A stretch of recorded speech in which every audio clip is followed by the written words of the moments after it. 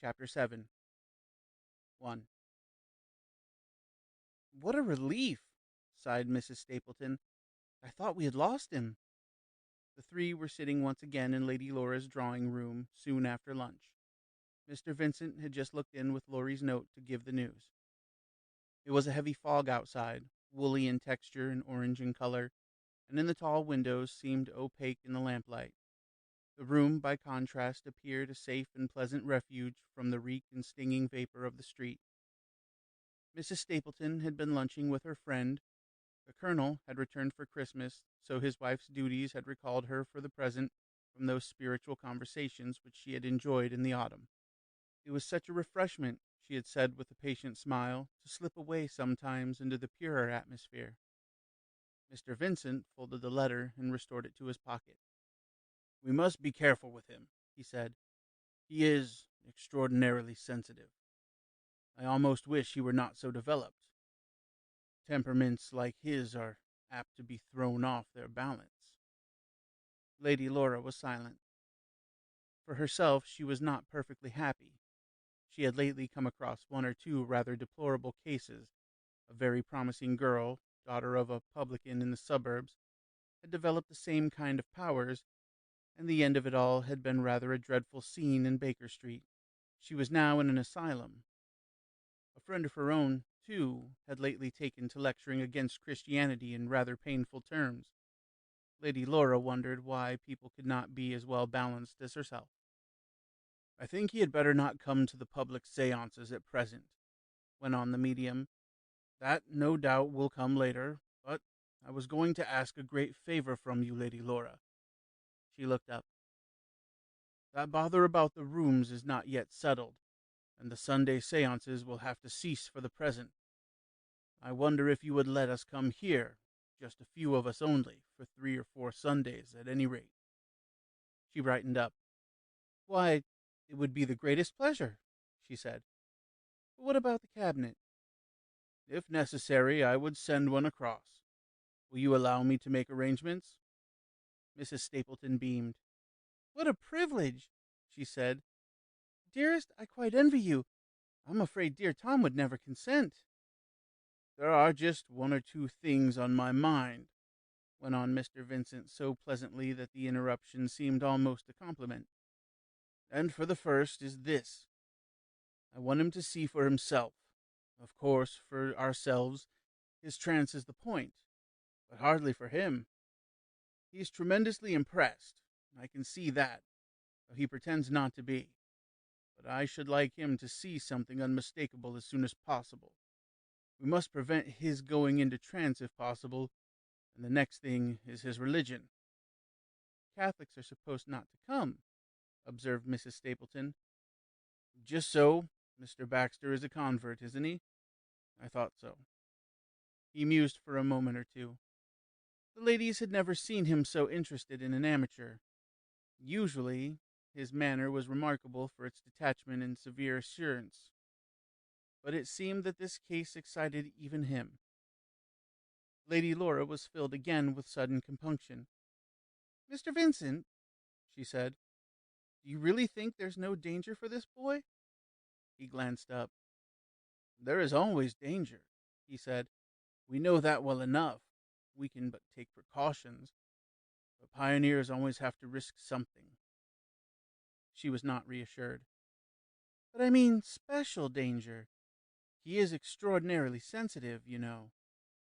There was that girl from Surbiton."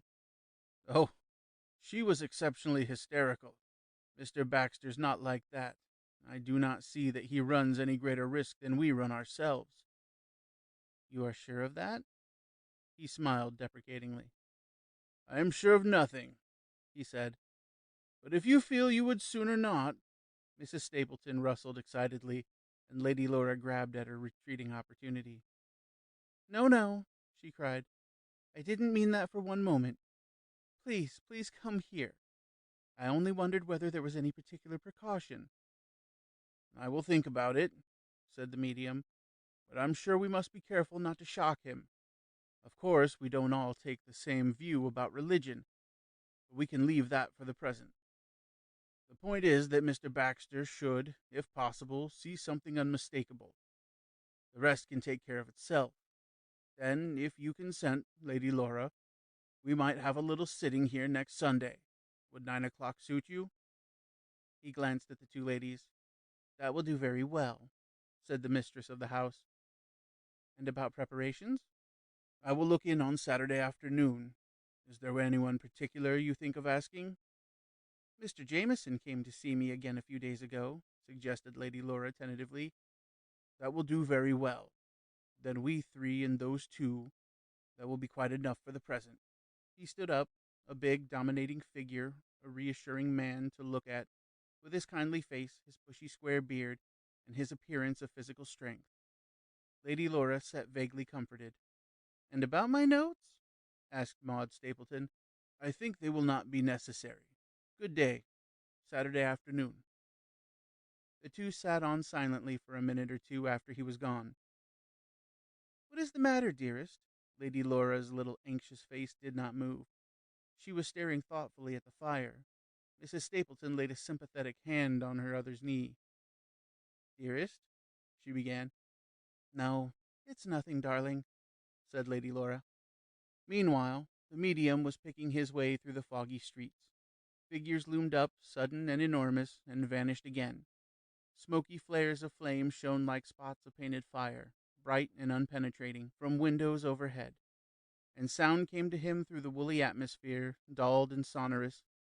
It would, so to speak, have been a suitably dramatic setting for his thoughts, if he had been thinking in character, vaguely suggestive of presences and hints and peeps into the unknown. But he was a very practical man. His spiritualistic faith was a reality to him, as unexciting as Christianity to the normal Christian. He entertained no manner of doubt as to its truth. Beyond all the fraud, the self-deception, and the amazing feats of the subconscious self, there remained certain facts beyond doubting, facts which required, he believed, an objective explanation, which none but the spiritualistic thesis offered. He had far more evidence, he considered sincerely enough, for his spiritualism than most Christians for their Christianity.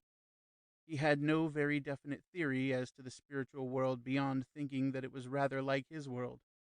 For him, it was people with individualities of various characters and temperaments, of various grades and achievements, and of these a certain number had the power of communicating, under great difficulties, with persons on this side who were capable of receiving such communications.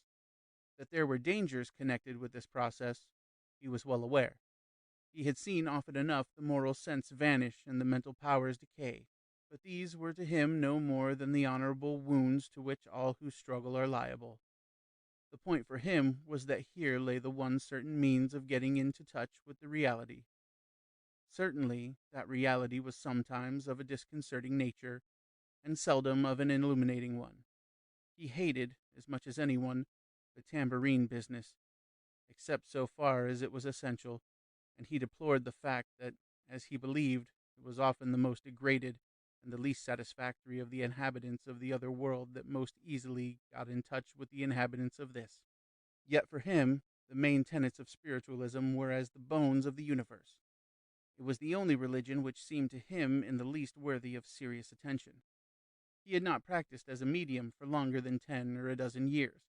He had discovered, by chance as he thought, that he possessed mediumistic powers in an unusual degree, and had begun then to take up the life as a profession. He had suffered, so far as he was aware, no ill effects from this life, though he had seen others suffer, and, as his fame grew, his income grew with it. It is necessary, then, to understand that he was not a conscious charlatan. He loathed mechanical tricks such as he occasionally came across. He was perfectly and serenely convinced that the powers which he possessed were genuine, and that the personages he seemed to come across in his mediumistic efforts were what they professed to be, that they were not hallucinatory, that they were not the products of fraud, that they were not necessarily evil. He regarded this religion as he regarded science. Both were progressive, but liable to error, both capable of abuse. Yet, as a scientist did not shrink from their experiment for fear of risk, neither must the spiritualist. As he picked his way to the lodgings on the north of the park, he was thinking about Laurie Baxter. that this boy possessed in an unusual degree what he would have called occult powers was very evident to him. That these powers involved a certain risk was evident too. He proposed, therefore, to take all reasonable precautions. All the catastrophes he had witnessed in the past were due, he thought, to a too rapid development of those powers, or to inexperience. He determined, therefore, to go slowly. First, the boy must be convinced. Next, he must be attached to the cause. Thirdly, his religion must be knocked out of him. Fourthly, he must be trained and developed. But for the present, he must not be allowed to go into trance if it could be prevented. It was plain, he thought, that Laurie had a very strong affinity, as he would have said, with the disembodied spirit of a certain Amy Nugent. His communication with her had been of a very startling nature in its real rapidity and perfection. Real progress might be made, then, through this channel. Yes, I am aware that this sounds grotesque nonsense. 2. Laurie came back to town in a condition of interior quietness that rather astonished him. He had said to Maggie that he was not convinced, and that was true so far as he knew. Intellectually, the spiritualistic theory was at present only the hypothesis that seemed the most reasonable, yet morally he was as convinced of its truth as of anything in the world, and this showed itself by the quietness in which he found his soul plunged. Moral conviction, that conviction on which a man acts, does not always coincide with the intellectual process. Occasionally it outruns it, occasionally lags behind, and the first sign of its arrival is the cessation of strain. The intellect may still be busy, arranging, sorting, and classifying, but the thing itself is done, and the soul leans back. A certain amount of excitement made itself felt when he found Mr. Vincent's letter waiting for his arrival to congratulate him on his decision, and to beg him to be at Queensgate not later than 8:30 on the following Sunday. But it was not more than momentary. He knew the thing to be inevitably true now. The time and place at which it manifested itself was not supremely important. Yes, he wrote in answer, he would certainly keep the appointment suggested. He dined out at a restaurant, returned to his rooms, and sat down to arrange his ideas. These, to be frank, were not very many, nor very profound. He had already, in the days that had passed since his shock, no lighter because expected, when he had learned from Maggie that the test was fulfilled, and that a fact known to no one present, not even himself, in Queensgate, had been communicated through his lips. Since that time the idea had become familiar that the veil between this world and the next was a very thin one. After all, a large number of persons in the world believe that, as it is, and they are not, in consequence, in a continuous state of exaltation. Laurie had learned this, he thought experimentally. Very well, then, that was so. There was no more to be said. Next, the excitement of the thought of communicating with Amy in particular had to a large extent burned itself out. It was nearly 4 months since her death, and in his very heart of hearts, he was beginning to be aware that she had not been so entirely his twin soul as he would still have maintained. He had reflected a little, in the meantime, upon the grocer's shop, the dissenting tea parties, the odor of cheeses. Certainly these things could not destroy an affinity if the affinity were robust, but it would need to be. He was still very tender towards the thought of her. She had gained, too, inevitably, by dying, a dignity she had lacked while living, and it might well be the intercourse with her in the manner proposed would be an extraordinarily sweet experience. But he was no longer excited, passionately and overwhelmingly, by the prospect. It would be delightful? Yes. But then Laurie began to look at his religion, and at that view he stopped dead. He had no ideas at all on the subject. He had not a notion where he stood.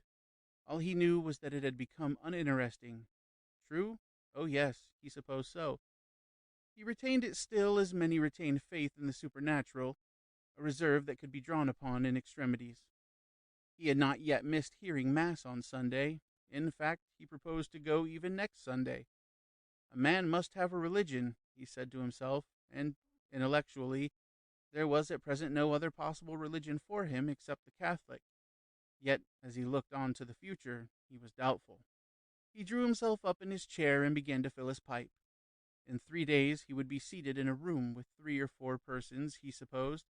Of these, 2, and certainly the 2 strongest characters, had no religion except that supplied by spiritualism, and he had read enough to know this was, at any rate in the long run, non-Christian. And these 3 or 4 persons, moreover, believed with their whole hearts that they were in relations with the invisible world, far more evident and sensible than those claimed by any other believers on the face of the earth. And, after all, Laurie reflected, there seemed to be justice in their claim. He would be seated in that room, he repeated to himself, and it might be that before he left it, he would have seen with his own eyes and possibly handled living persons who had, in the common phrase, died and been buried.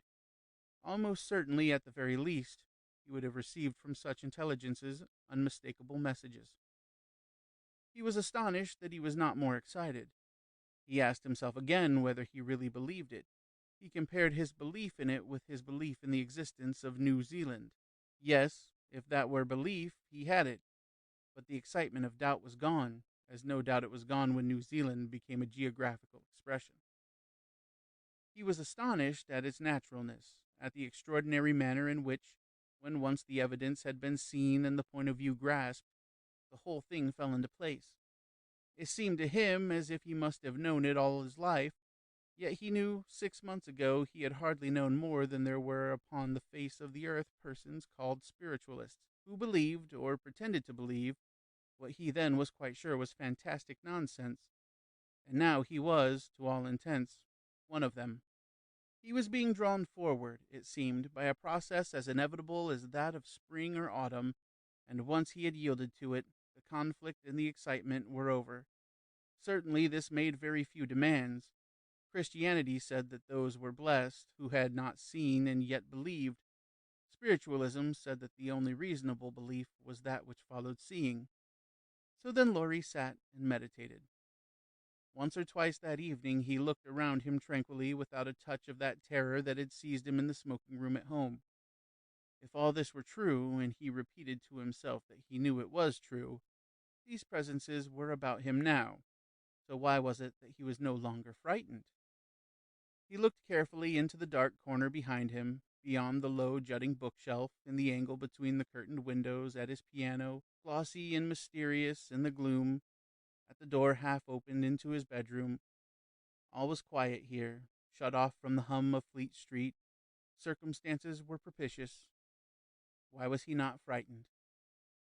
Why, what was there to frighten him? These presences were natural and normal. Even as a Catholic, he believed in them. And if they manifested themselves, what was there to fear in that? He looked steadily and serenely, and as he looked, like the kindling of a fire, there rose within him a sense of strange exaltation. "Amy," he whispered, but there was no movement or hint. Laurie smiled a little wearily. He felt tired. He would sleep a little. He beat out his pipe, crossed his feet before the fire, and closed his eyes. 3. There followed that smooth rush into gulfs of sleep that provides perhaps the most exquisite physical sensation known to man, as the veils fall thicker and softer every instant, and the consciousness gathers itself inwards from hands and feet and limbs, like a dog curling himself up for the rest, yet retains itself in continuous being and is able to regard its own comfort. All this he remembered perfectly, half an hour later, but there followed in his memory the inevitable gap in which self loses itself before emerging into the phantom land of dreams or returning to reality.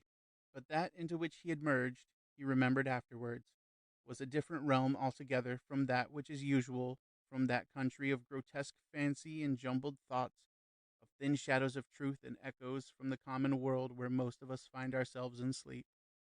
His dream was as follows. He was still in his room, he thought, but no longer in his chair. Instead, he stood in the very center of the floor, or at least poised somewhere above it, where he could see at a glance, without turning, all that the room contained. He directed his attention, for it was this, rather than sight, through which he perceived, to the piano, the chiffonier, the chairs, the two doors, the curtained windows, and finally, with scarcely even a touch of surprise, to himself, still sunk in the chair before the fire. He regarded himself with pleased interest, remembering even in that instant that he had never before seen himself with closed eyes. All in the room was extraordinarily vivid and clear-cut. It was true that the firelight still wavered and sank again in billows of soft color about the shadowed walls, but the changing light was no more than an eruption due to the action of the steady medium through which he perceived than the movement of summer clouds across the full sunlight. It was at that moment that he understood that he saw no longer with eyes, but with that faculty of perception to which sight is only analogous, that faculty which underlies and is common to all the senses alike. His reasoning powers, too, at this moment seemed to have gone from him like a husk. He did not argue or deduce, simply he understood, and in a flash, simultaneous with the whole vision, he perceived that he was behind all the slow processes of the world, by which this is added to that, and a conclusion drawn, by which light travels, and sounds resolve themselves, and emotions run their course. He had reached, he thought, the ultimate secret. It was this that lay behind everything. Now it is impossible to set down, except progressively, all this sum of experiences that occupied for him one interminable instant. Neither did he remember afterwards the order in which they presented themselves, for it seemed to him that there was no order, all was simultaneous. But he understood plainly by intuition that all was open to him. Space no longer existed for him. Nothing, to his perception, separated this from that. He was able, he saw, without stirring from his attitude, to see in an instant any place or person towards which he chose to exercise his attention. It seemed a marvelously simple point. This, that space was little more than an illusion, that it was, after all, nothing else but a translation into rather coarse terms of what may be called differences. Here and there were but relative terms. Certainly they corresponded to facts, but they were not those facts themselves. And since he now stood behind them, he saw them on the inner side, as a man standing in the interior of a globe may be said to be equally present to every point upon its surface. The fascination of the thought was enormous, and, like a child who begins to take notice and learn the laws of existence and distance, so he began to learn their reverse. He saw, he thought, as he had seen once before, only this time without the sense of movement, the interior of the lighted drawing-room at home, and his mother nodding in her chair. He directed his attention to Maggie, and perceived her passing across the landing toward the head of the stairs with a candle in her hand. It was this sight that brought him to a further discovery, to the effect that time also was of very nearly no importance either, for he perceived that by bending his attention upon her, he could restrain her, so to speak, in her movement. There she stood, one foot outstretched, the candle flame leaning motionless backward. And he knew, too, that it was not she who was thus restrained, but that it was the intensity and directness of his thought that fixed, so to say, in terms of eternity, that instant of time. So it went on, or rather, so it was with him. He pleased himself by contemplating the London streets outside, the darkness of the garden in some square, the interior of the oratory where a few figures kneeled, all seen beyond the movements of light and shadow in this clear invisible radiance that was to his perception as common light to common eyes. The world of which he had had experience, for he found himself unable to see that which he had never experienced, lay before his will like a movable map. This or that person or place had but to be desired, and it was present. And then came the return, and the horror. He began in this way.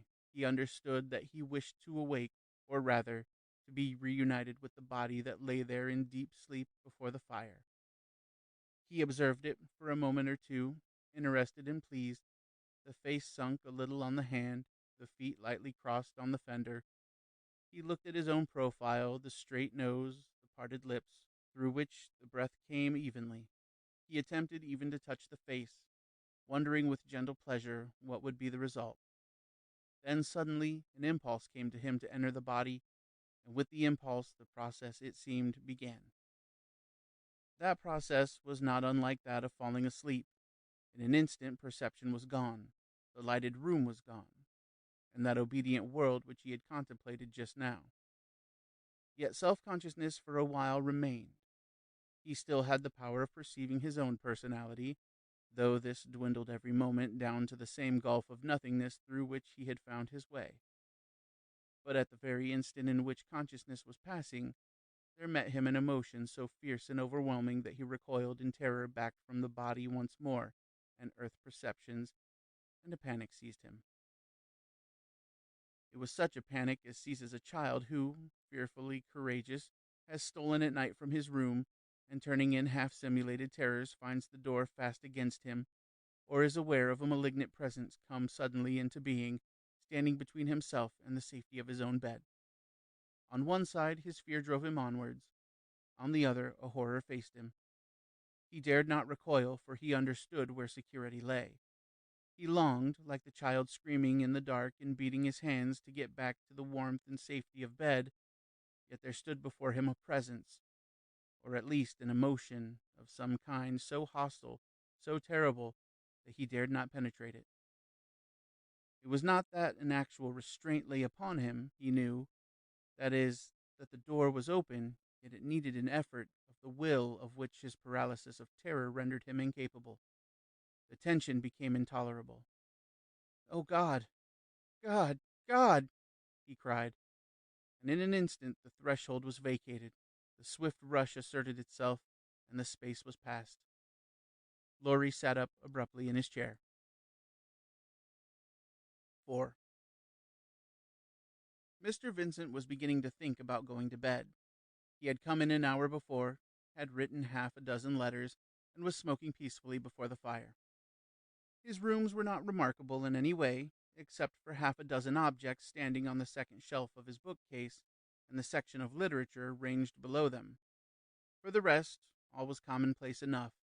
A mahogany-holed table, a couple of easy chairs, much worn, and a long, extremely comfortable sofa standing by itself against the wall, with evident signs in its tumbled cushions and rubbed fabric of continual and frequent use. A second door gave entrance to his bedroom. He beat out his pipe slowly, yawned, and stood up.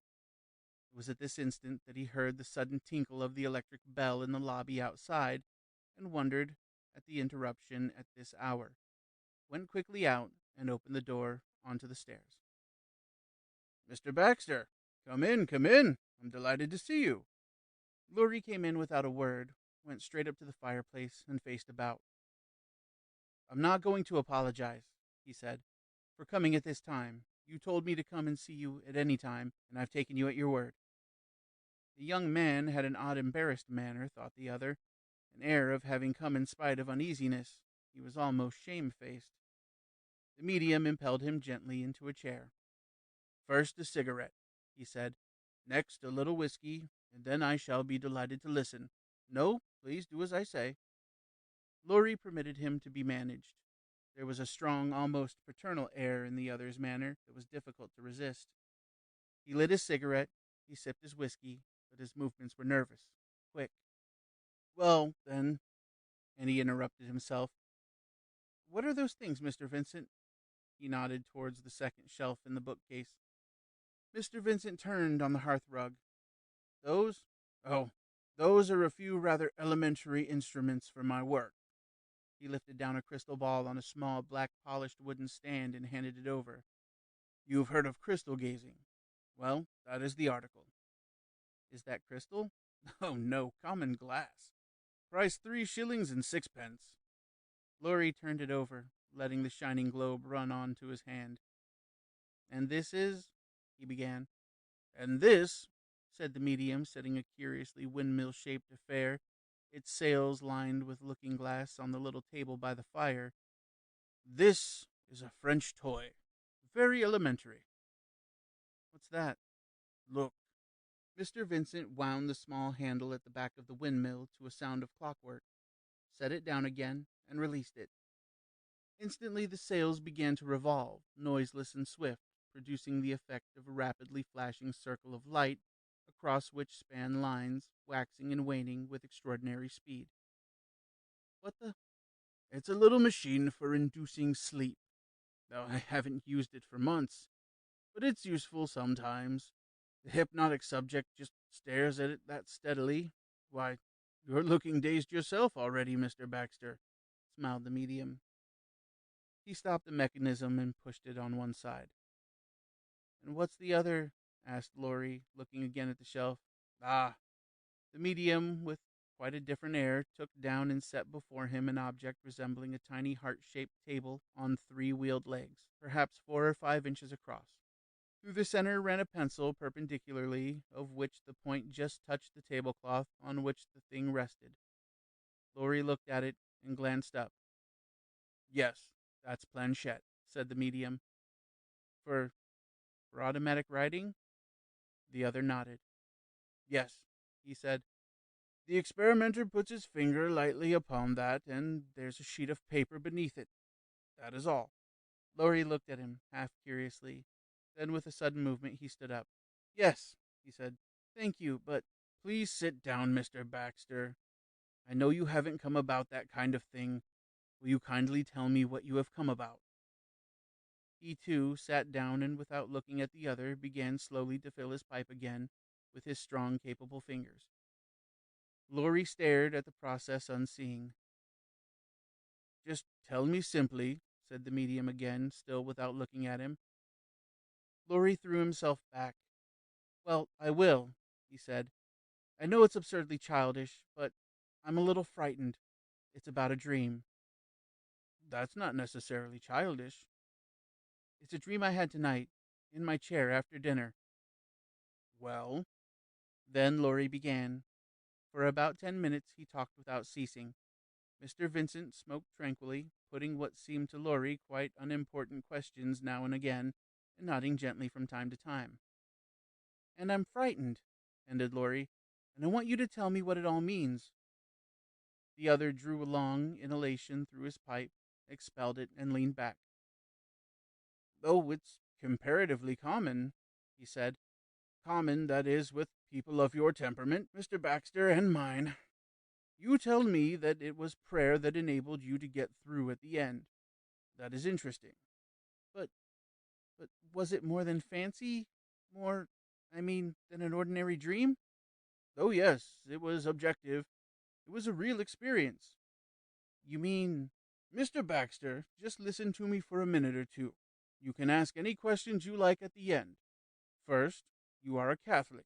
You told me you believe, that is to say, among other things, that the spiritual world is a real thing, always present more or less. Well, of course, I agree with you, though I do not agree with you altogether as to the geography and other details of that world. But you believe, I take it, that this world is continually with us, that this room, so to speak, is a great deal more than that of which our senses tell us that there are with us, now and always, a magnitude of influences, good, bad, and indifferent, really present to our spirits. I suppose so, said Laurie. Now begin again. There are two kinds of dreams. I'm just stating my own belief, Mr. Baxter. You can make what comments you like afterwards. The one kind of dream is entirely unimportant. It is merely a hash, a réchauffé of our own thoughts, in which little things that we have experienced reappear in a hopeless sort of confusion. It is the kind of dream that we forget altogether, generally 5 minutes after waking, if not before. But there is another kind of dream that we do not forget. It leaves as vivid an impression upon us as if it were a waking experience, an actual incident, and that is exactly what it is. I don't understand. Have you ever heard of the subliminal consciousness, Mr. Baxter? No. The medium smiled. That is fortunate, he said. It's being run to death just now. Well, I'll put it in an untechnical way. There is a part of us, is there not, that lies below our ordinary waking thoughts, that part of us in which our dreams reside, our habits take shape, Our instincts, intuitions, and all the rest are generated. Well, in ordinary dreams, when we are asleep, it is this part that is active. The pot boils, so to speak, all by itself, uncontrolled by reason. A madman is a man in whom this part is supreme in his waking life as well. Well, it is through this part of us that we communicate with the spiritual world. There are, let us say, two doors in it. That which leads up to our senses, through which we come down our waking experiences to be stored up, and the other door.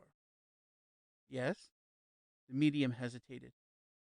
Well, he said, in some natures, yours, for instance, Mr. Baxter, this door opens rather easily. It was through that door that you went. I think in what you call your dream, you yourself said it was quite unlike ordinary dreams. Yes, and I am the more sure that this is so, since your experience is exactly that of so many others under the same circumstances. Laurie moved uncomfortably in his chair. I don't quite understand, he said sharply. You mean it was not a dream? Certainly not. At least, not a dream in the ordinary sense. It was an actual experience. But I was asleep. Certainly, that is one of the usual conditions, an almost indispensable condition, in fact. The object self, the ordinary workaday faculties, was lulled, and your subjective self, call it what you like, but it is your real self, the essential self that survives death. This self simply went through the inner door and saw what was to be seen. Laurie looked at him intently, but there was a touch of apprehension in his face, too. You mean, he said slowly, that all I saw, the limitations of space and so forth, that these were facts and not fancies? Certainly. Doesn't your theology hint at something of the kind? Laurie was silent. He had no idea of what his theology told him on the point. But why should I of all people, have such an experience? He asked suddenly. The medium smiled. Who can tell that? He said. Why should one man be an artist and another not? It is a matter of temperament. You see, you've begun to develop that temperament at last, and it's a very marked one to begin with. As for... Laurie interrupted him. Yes, he said. There's another point. What about that fear I had when I tried to awaken? There passed over the medium's face a shade of gravity. It was no more than a shade, but it was there. He reached out rather quickly for his pipe, which he had laid aside, and blew through it carefully before answering. That, he said, with what seemed to the boy an affected carelessness. That? Oh, that's a common experience. Don't think about that too much, Mr. Baxter. It's never very healthy. I am sorry, said Laurie deliberately, but I must ask you to tell me what you think. I must know what I'm doing. The medium filled his pipe again. Twice he began to speak and checked himself, and in the long silence Laurie felt his fears gather upon him tenfold.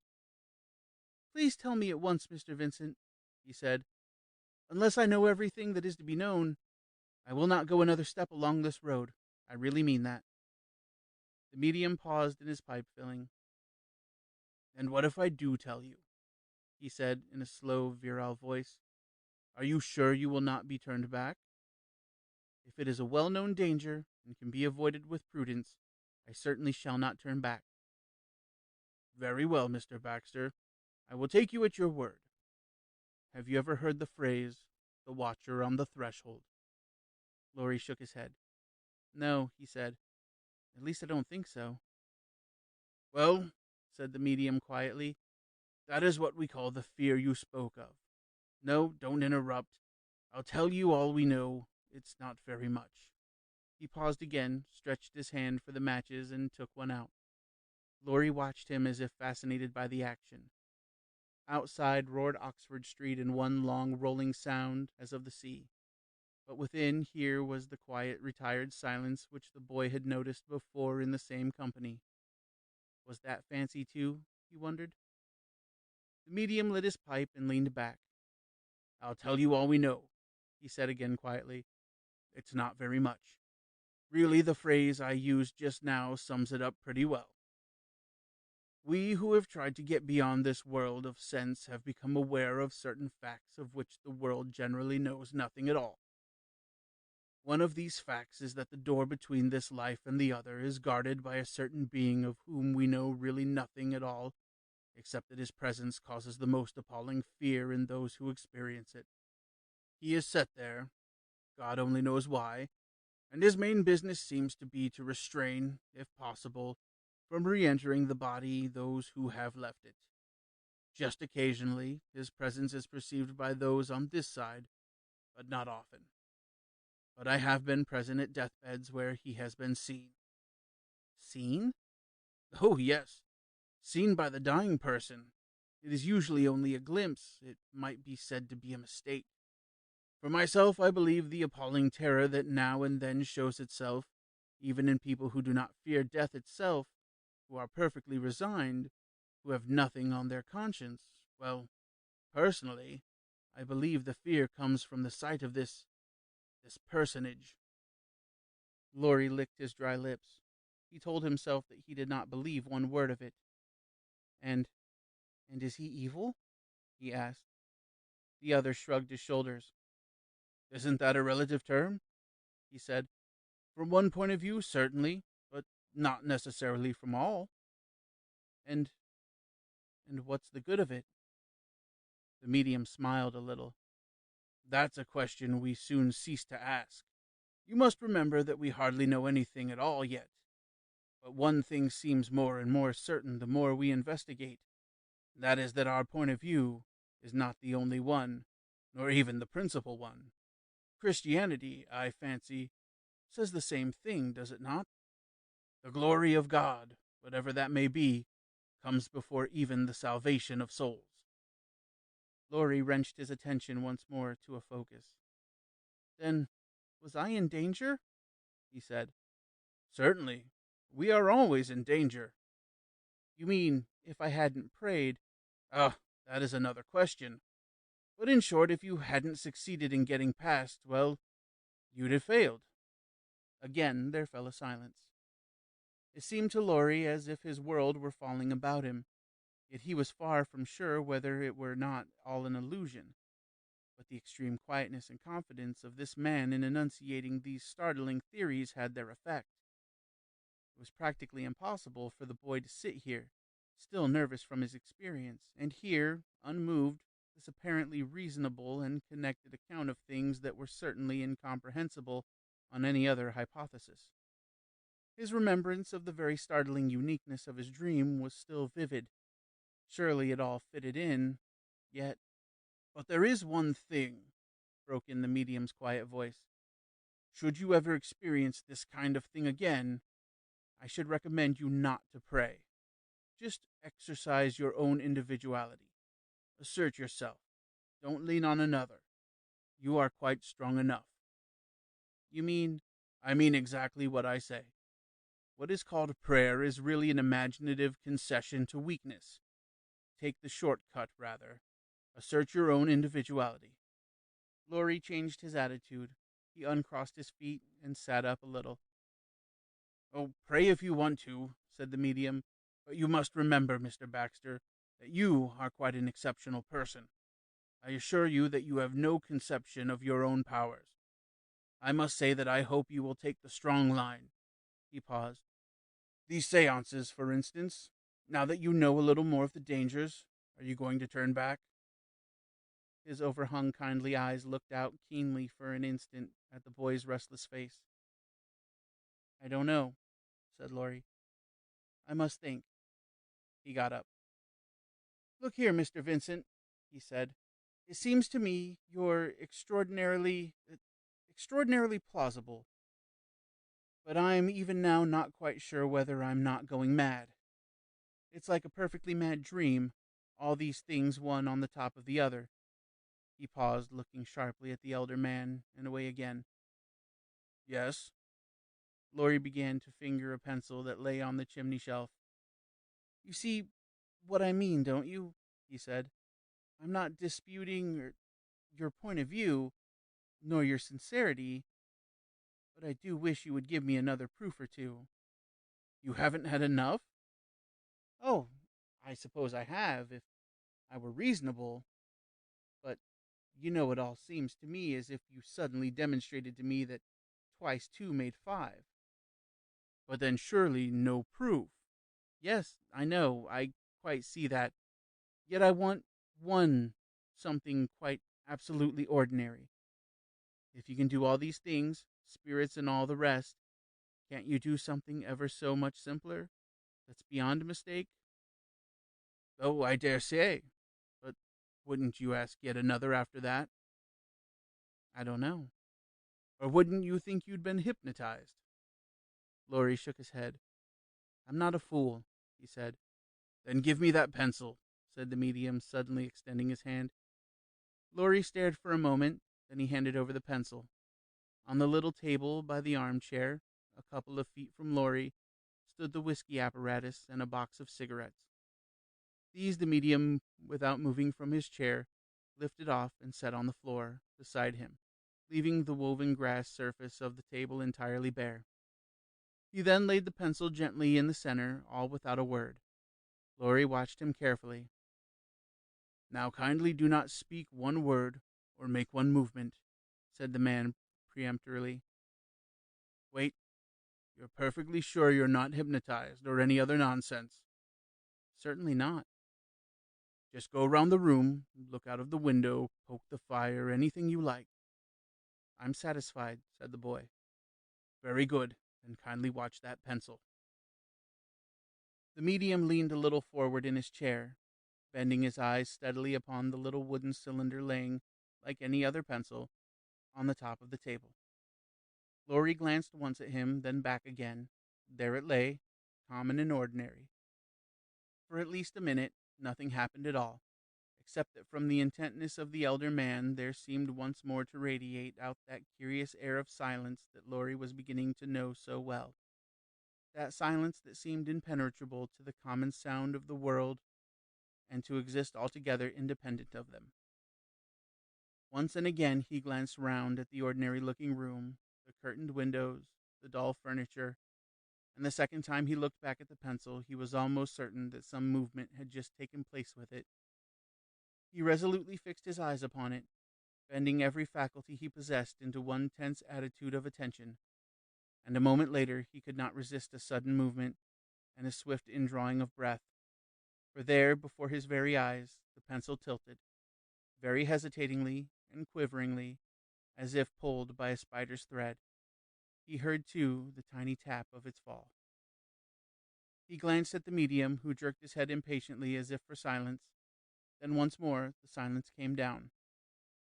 A minute later there was no longer the possibility of a doubt. There, before the boy's eyes, as he stared, white-faced, with parted lips, the pencil rose, hesitated, quivered, but instead of falling back again, hung so for a moment on its point, forming with itself an acute angle with the plane of the table in an entirely impossible position, then, once more rising higher, swung on its point in a quarter circle, and after one more pause and quiver, rose to its full height, remained poised one instant, then fell with a sudden movement, rolled across the table, and dropped on the carpet. The medium leaned back, drawing a long breath. There, he said, and smiled at the bewildered young man. But, began the other. Yes, I know, said the man. It's startling, isn't it? And indeed, it's not as easy as it looks. I wasn't at all sure. But good Lord, I saw. Of course you did. But how did you know you weren't hypnotized? Laurie sat down suddenly, unconscious that he had done so. The medium put out his hand for his pipe once more. Now I'm going to be quite honest, he said, and I have quite a quantity of comments to make on that. First, it doesn't prove anything whatever, even if it really happened. Even if it? Certainly. Oh yes, I saw it too. And there's the pencil on the floor. He stooped and picked it up. But what if we were both hypnotized, both acted upon by self-suggestion? We can't prove we weren't. Laurie was dumb. Secondly, it doesn't prove anything, in any case, as regards the other matters we were speaking of. It only shows, if it really happened, as I say, that the mind has extraordinary control over matter. It hasn't anything to do with immortality or spiritualism." "Then why did you do it?" gasped the boy. "Merely fireworks. Only to show off. People are convinced by such queer things." Laurie sat regarding, still with an unusual pallor in his face and brightness in his eyes. He could not in the last degree put into words why it was that the tiny incident of the pencil affected him so profoundly. Vaguely, only, he perceived that it was all connected somehow with the ordinariness of the accessories, and more impressive, therefore, than all the paraphernalia of planchette, spinning mirrors, or even his own dreams. He stood up again suddenly. "It's no good, Mr. Vincent," he said, putting out his hand. "I'm knocked over. I can't imagine why. It's no use talking now. I must think. Good night." "Good night, Mr. Baxter," said the medium serenely. End of chapter 7.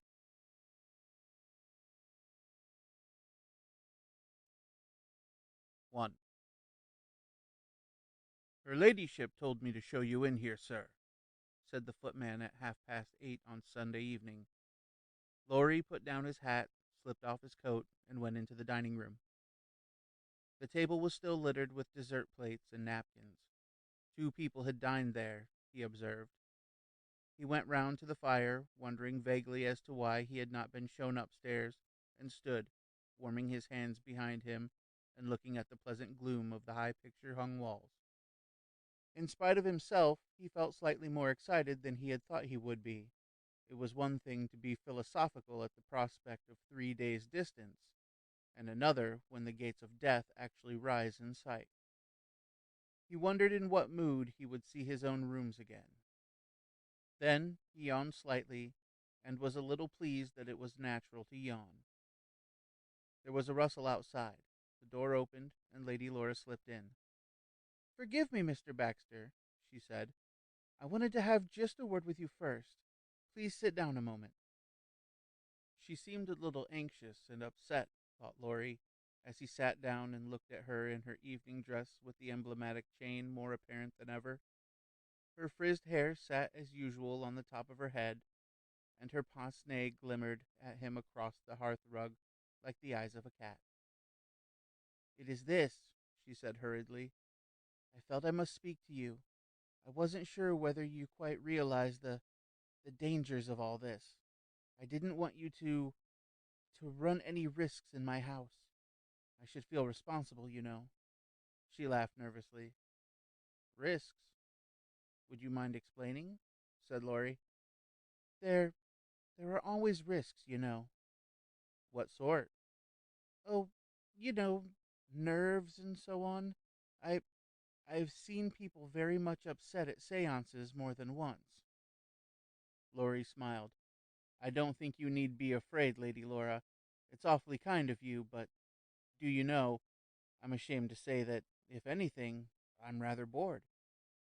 The pince-nez gleamed. But but don't you believe it? I thought Mr. Vincent said—" "Oh, yes, I believe it. But you know, it seems to me so natural now. Even if nothing happens tonight, I don't think I shall believe it any the less." She was silent an instant. "You know there are other risks," she said suddenly. "What? Are things thrown about?" "Please don't laugh at it, Mr. Baxter. I'm quite serious." "Well, what kind do you mean?" Again she paused. "It's very awful," she said. "But you know people's nerves do break down entirely sometimes, even though they're not in the least afraid. I saw a case once—" She stopped. "Yes?"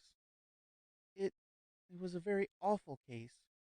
A girl, sensitive, broke down altogether under the strain. She's in an asylum." "I don't think that's likely for me," said Laurie with a touch of humor in his voice. "And, after all, you run these risks, don't you? And Mrs. Stapleton." "Yes, but you see we're not sensitives, and even I—" Yes. Well, even I feel sometimes rather overcome. Mr. Baxter, do you quite realize what it all means? I think so, to tell the truth. He stopped. Yes, but the thing itself is really overwhelming. There's there's an extraordinary power sometimes. You know, I was with Maud Stapleton when she saw her father. She stopped again. Yes? I saw him too, you know. Oh, there was no possibility of fraud. It was with Mr. Vincent. It was rather terrible. Yes? Maud fainted. Please don't tell her I told you. Mr. Baxter, she wouldn't like you to know that. And then other things happen sometimes which aren't nice. Do you think me a great coward? I, I think I've got a fit of nerves tonight. Laurie could see that she was trembling. I think you're very kind, he said, to take the trouble to tell me all this. But indeed, I was quite ready to be startled. I quite understand what you mean, but Mr. Baxter, you can't understand unless you've experienced it. And you know, the other day here, you knew nothing at all. You were not conscious. Now tonight you're to keep awake. Mr. Vincent's going to arrange to do what he can about that, and, and I don't quite like it. Why, what on earth can happen? Asked Laurie, bewildered. Mr. Baxter, I suppose you realize that it's you that they, whoever they are interested in. There's no kind of doubt that you'll be the center tonight, and I did just want you to understand fully that there are risks. I shouldn't like to think. Laurie stood up. I understand perfectly, he said. Certainly, I always knew there were risks. I hold myself responsible and no one else. Is that quite clear? The wire of the front doorbell suddenly twitched in the hall, and a peal came up the stairs. He's come, said the other. Come upstairs, Mr. Baxter. Please don't say a word of what I've said. She hurried out, and he after her, as the footman came up from the lower regions. The drawing room presented an unusual appearance to Laurie as he came in. All the small furniture had been moved away to the side where the windows looked into the street and formed there what looked like an amateur barricade. In the center of the room, immediately below the electric light, stood a solid, small, round table with 4 chairs set around it, as if for bridge. There was, on the side further from the street, a kind of anteroom communicating with the main room by a high, wide archway nearly as large as the room to which it gave access. And within this, full in sight, stood a curious erection, not unlike a confessional, seated within for one, roofed, walled, and floored with thin wood. The front of this was open, but screened partly by 2 curtains that seemed to hang from a rod within. The rest of the little extra room was entirely empty except for the piano that stood closed in the corner. There were 2 persons standing rather disconsolately on the vacant hearthrug, Mrs. Stapleton and the clergyman whom Laurie had met on his last visit here. Mr. Jameson wore an expression usually associated with funerals, and Mrs. Stapleton's face was full of suppressed excitement. Dearest, what a time you've been! Was that Mr. Vincent? I think so, said Lady Laura. The 2 men nodded to one another, and an instant later the medium came in. He was in evening clothes, and, more than ever, Laurie thought how average and conventional he looked. His manner was not in the least pontifical, and he shook hands cordially and naturally, but gave one quick glance of approval at Laurie. It struck me as extraordinarily cold, he said. I see you have an excellent fire. And he stooped, rubbing his hands together to warm them. We must screen that presently, he said, then stood up again. There's no use in wasting time. May I say a word first, Lady Laura? She nodded, looking at him almost apprehensively. First, I must ask you gentlemen to give me your word on a certain point. I have not an idea how things will go, or whether we shall get any results, but we are going to attempt materialization. Probably, in any case, this will not go very far. We may not be able to do more than to see some figure or face. But in any case, I want you 2 gentlemen to give me your word that you will attempt no violence. Anything in the nature of seizing the figure may have very disastrous results indeed to myself. You understand that what you will see, if you see anything, will not be actual flesh or blood. It will be formed of a certain matter of which we understand very little at present, but which is at any rate intimately connected with myself or with someone present. Really, we know no more of it than that. We are all of us inquirers equally. Now will you gentlemen give me your words of honor that you will obey me in this, and that in all other matters you will follow the directions of, he glanced at the two ladies, of Mrs. Stapleton, and do nothing without her consent. He spoke in a brisk, matter-of-fact way and looked keenly from face to face of the two men as he ended. I give you my word, said Laurie. Yes, just so, said Mr. Jameson. Now, there is one matter more, went on the medium. Mr. Baxter, you are aware that you are a sensitive of a very high order. Now, I do not wish you to pass into trance tonight. Kindly keep your attention fixed upon me steadily. Watch me closely. You will be able to see me quite well enough, as I shall explain presently. Mrs. Stapleton will sit with her back to the fire, Lady Laura opposite, Mr. Jameson with his back to the cabinet, and you, Mr. Baxter, facing it. Yes, Mr. Jameson, you may turn around freely so long as you keep your hands upon the table. Now, if you feel anything resembling sleep or unconsciousness coming upon you irresistibly, Mr. Baxter, I wish you just lightly to tap Mrs. Stapleton's hand. She will then, if necessary, break up the circle, give the signal directly you feel the sensation is really coming on. Or if you find it very difficult to keep your attention fixed, you will do this? I will do it, said Laurie. Then that is really all. He moved a step away from the fire, then he paused. By the way, I may as well just tell you our methods. I shall take my place within the cabinet, drawing the curtains partly across at the top so as to shade my face. But you will be able to see the whole of my body and probably even my face as well. You four will please to sit at the table in the order I have indicated, with your hands resting upon it. You will not speak unless you are spoken to, or until Mrs. Stapleton gives the signal. That is all. You then wait. Now it may be 10 minutes, half an hour, anything up to 2 hours before anything happens. If there is no result, Mrs. Stapleton will break up the circle at 11 o'clock and awaken me if necessary. He broke off. Kindly just examine the cabinet and the whole room first, gentlemen. We mediums must protect ourselves. He smiled genially and nodded to the two. Laurie went straight across the open floor to the cabinet. It was raised on 4 feet, about 12 inches from the ground. Heavy green curtains hung from a bar within. Laurie took these and ran them to and fro. Then he went into the cabinet. It was entirely empty except for a single board that formed the seat. As he came out, he encountered the awestruck face of the clergyman, who had followed him in dead silence, and now went into the cabinet after him. Laurie passed round behind.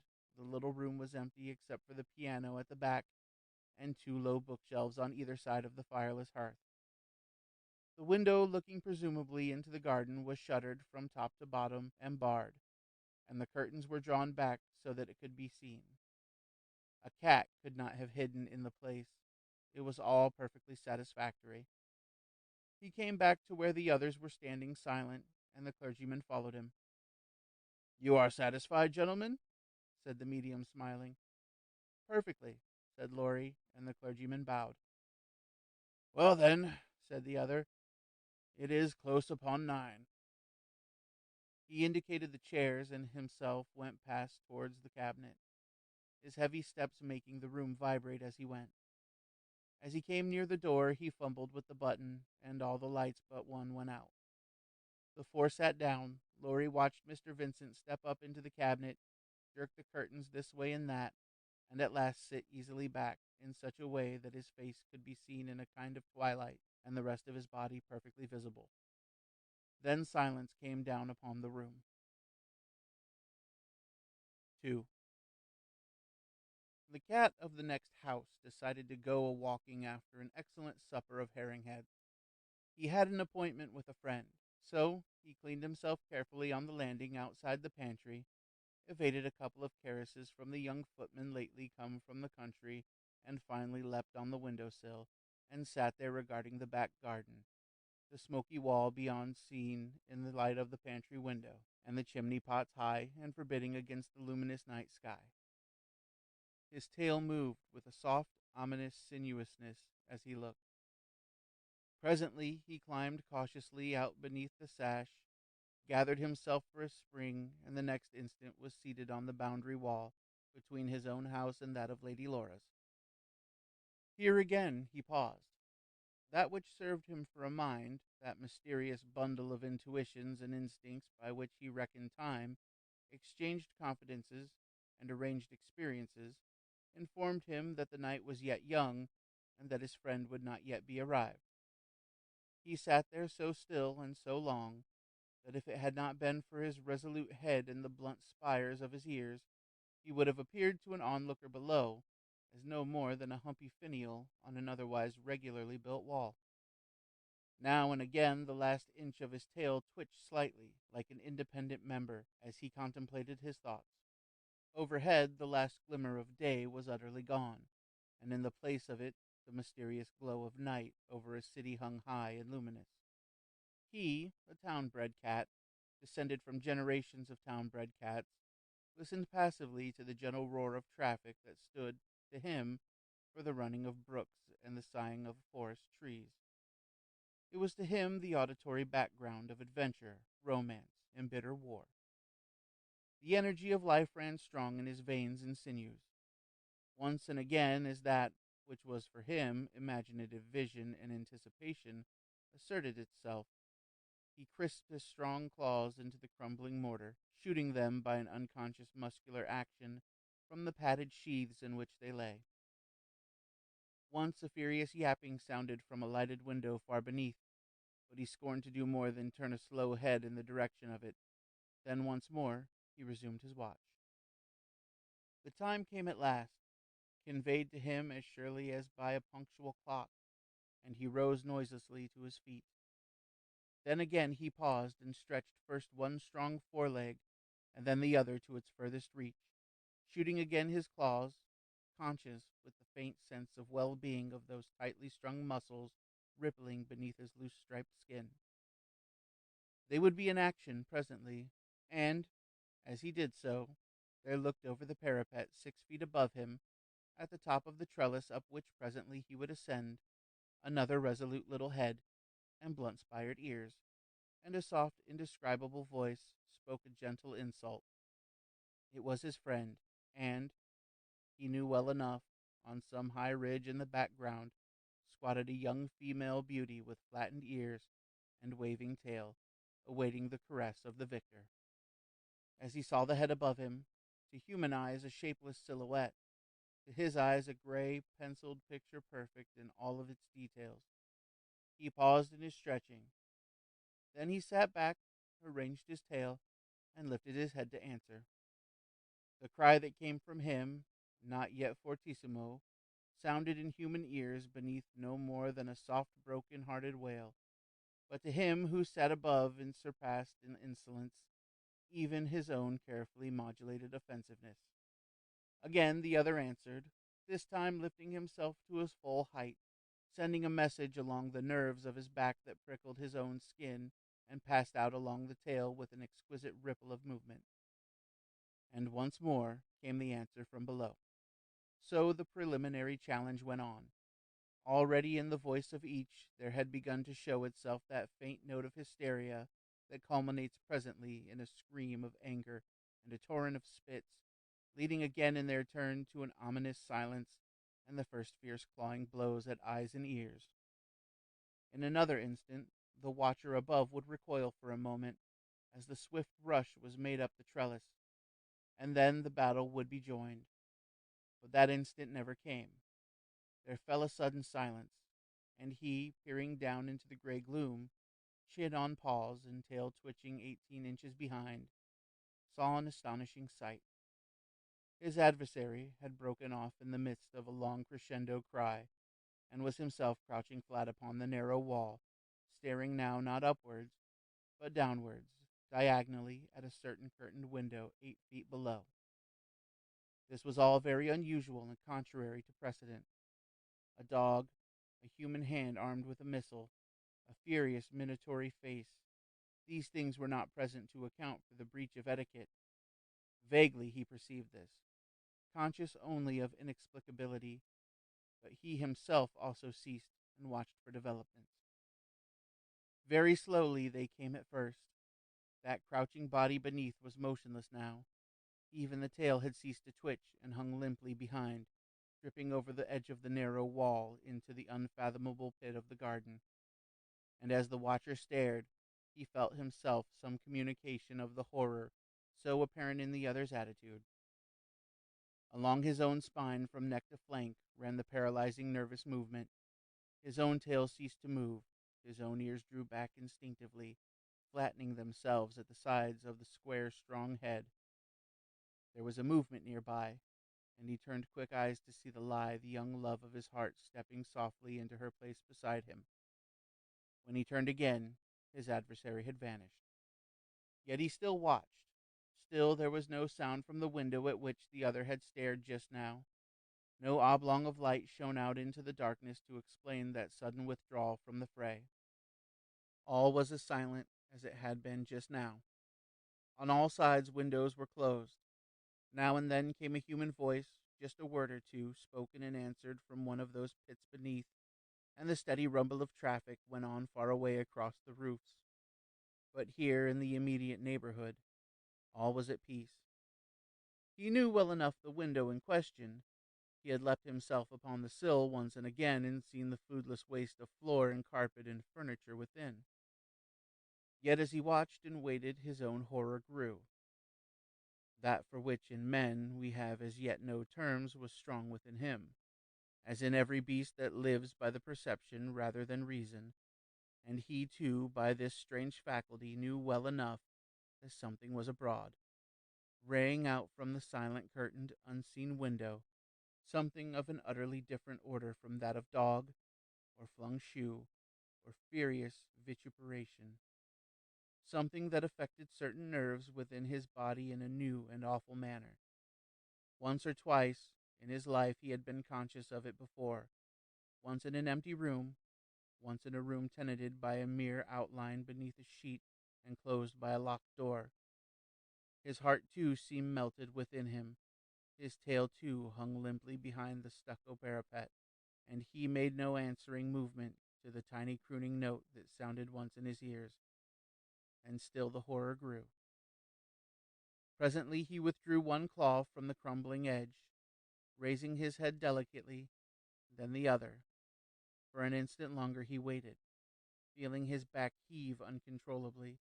Then, dropping noiselessly onto the lead, he fled beneath the sheltering parapet, a noiseless shadow in the gloom, and his mate fled with him. End of chapter 8.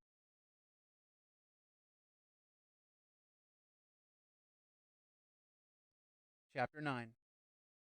1. Laurie turned slowly over in bed, drew a long breath, expelled it, and, releasing his arms from the bedclothes, sat up. He switched on the light by his bed, glanced at his watch, switched off the light, and sank down again into the sheets. He need not get up just yet. Then he remembered.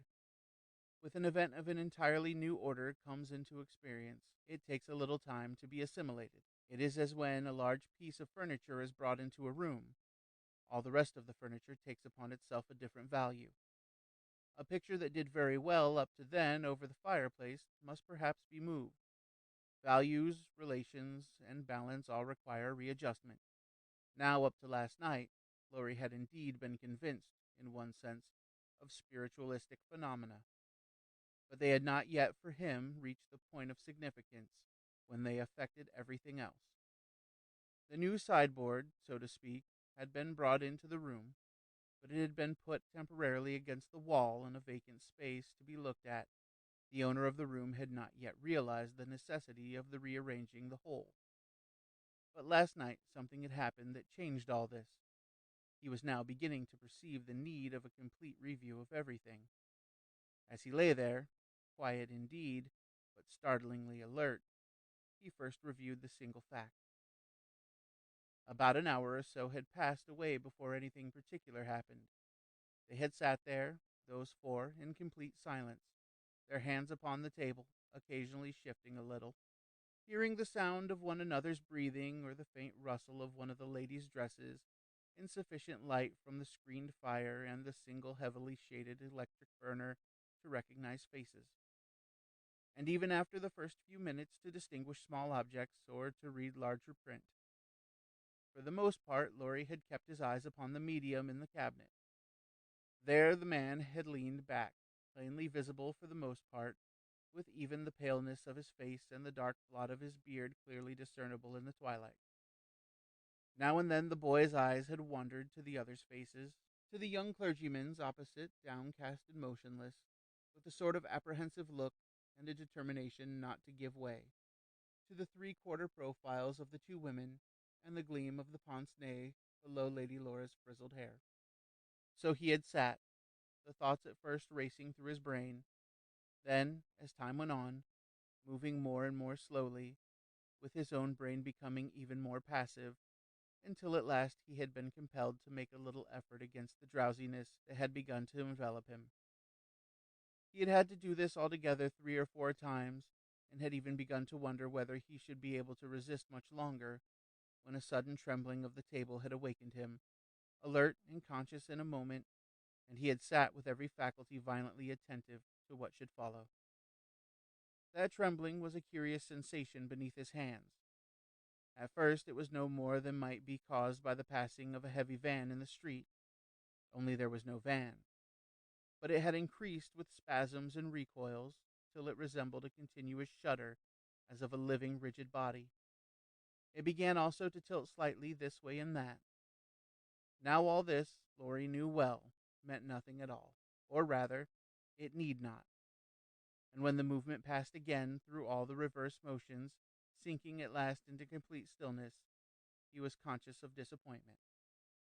A moment later, however, as he glanced up again at the medium in the cabinet, he drew his breath sharply, and Mr. Jameson, at the sound, wheeled his head swiftly to look. There in the cabinet, somewhere overhead behind the curtain, a faint but perfectly distinct radiance was visible.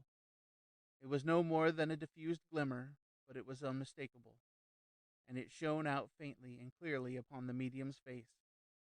By its light, Laurie could make out every line and every feature, the drooping clipped mustache, the strong jutting nose, the lines from nostril to mouth, and the closed eyes.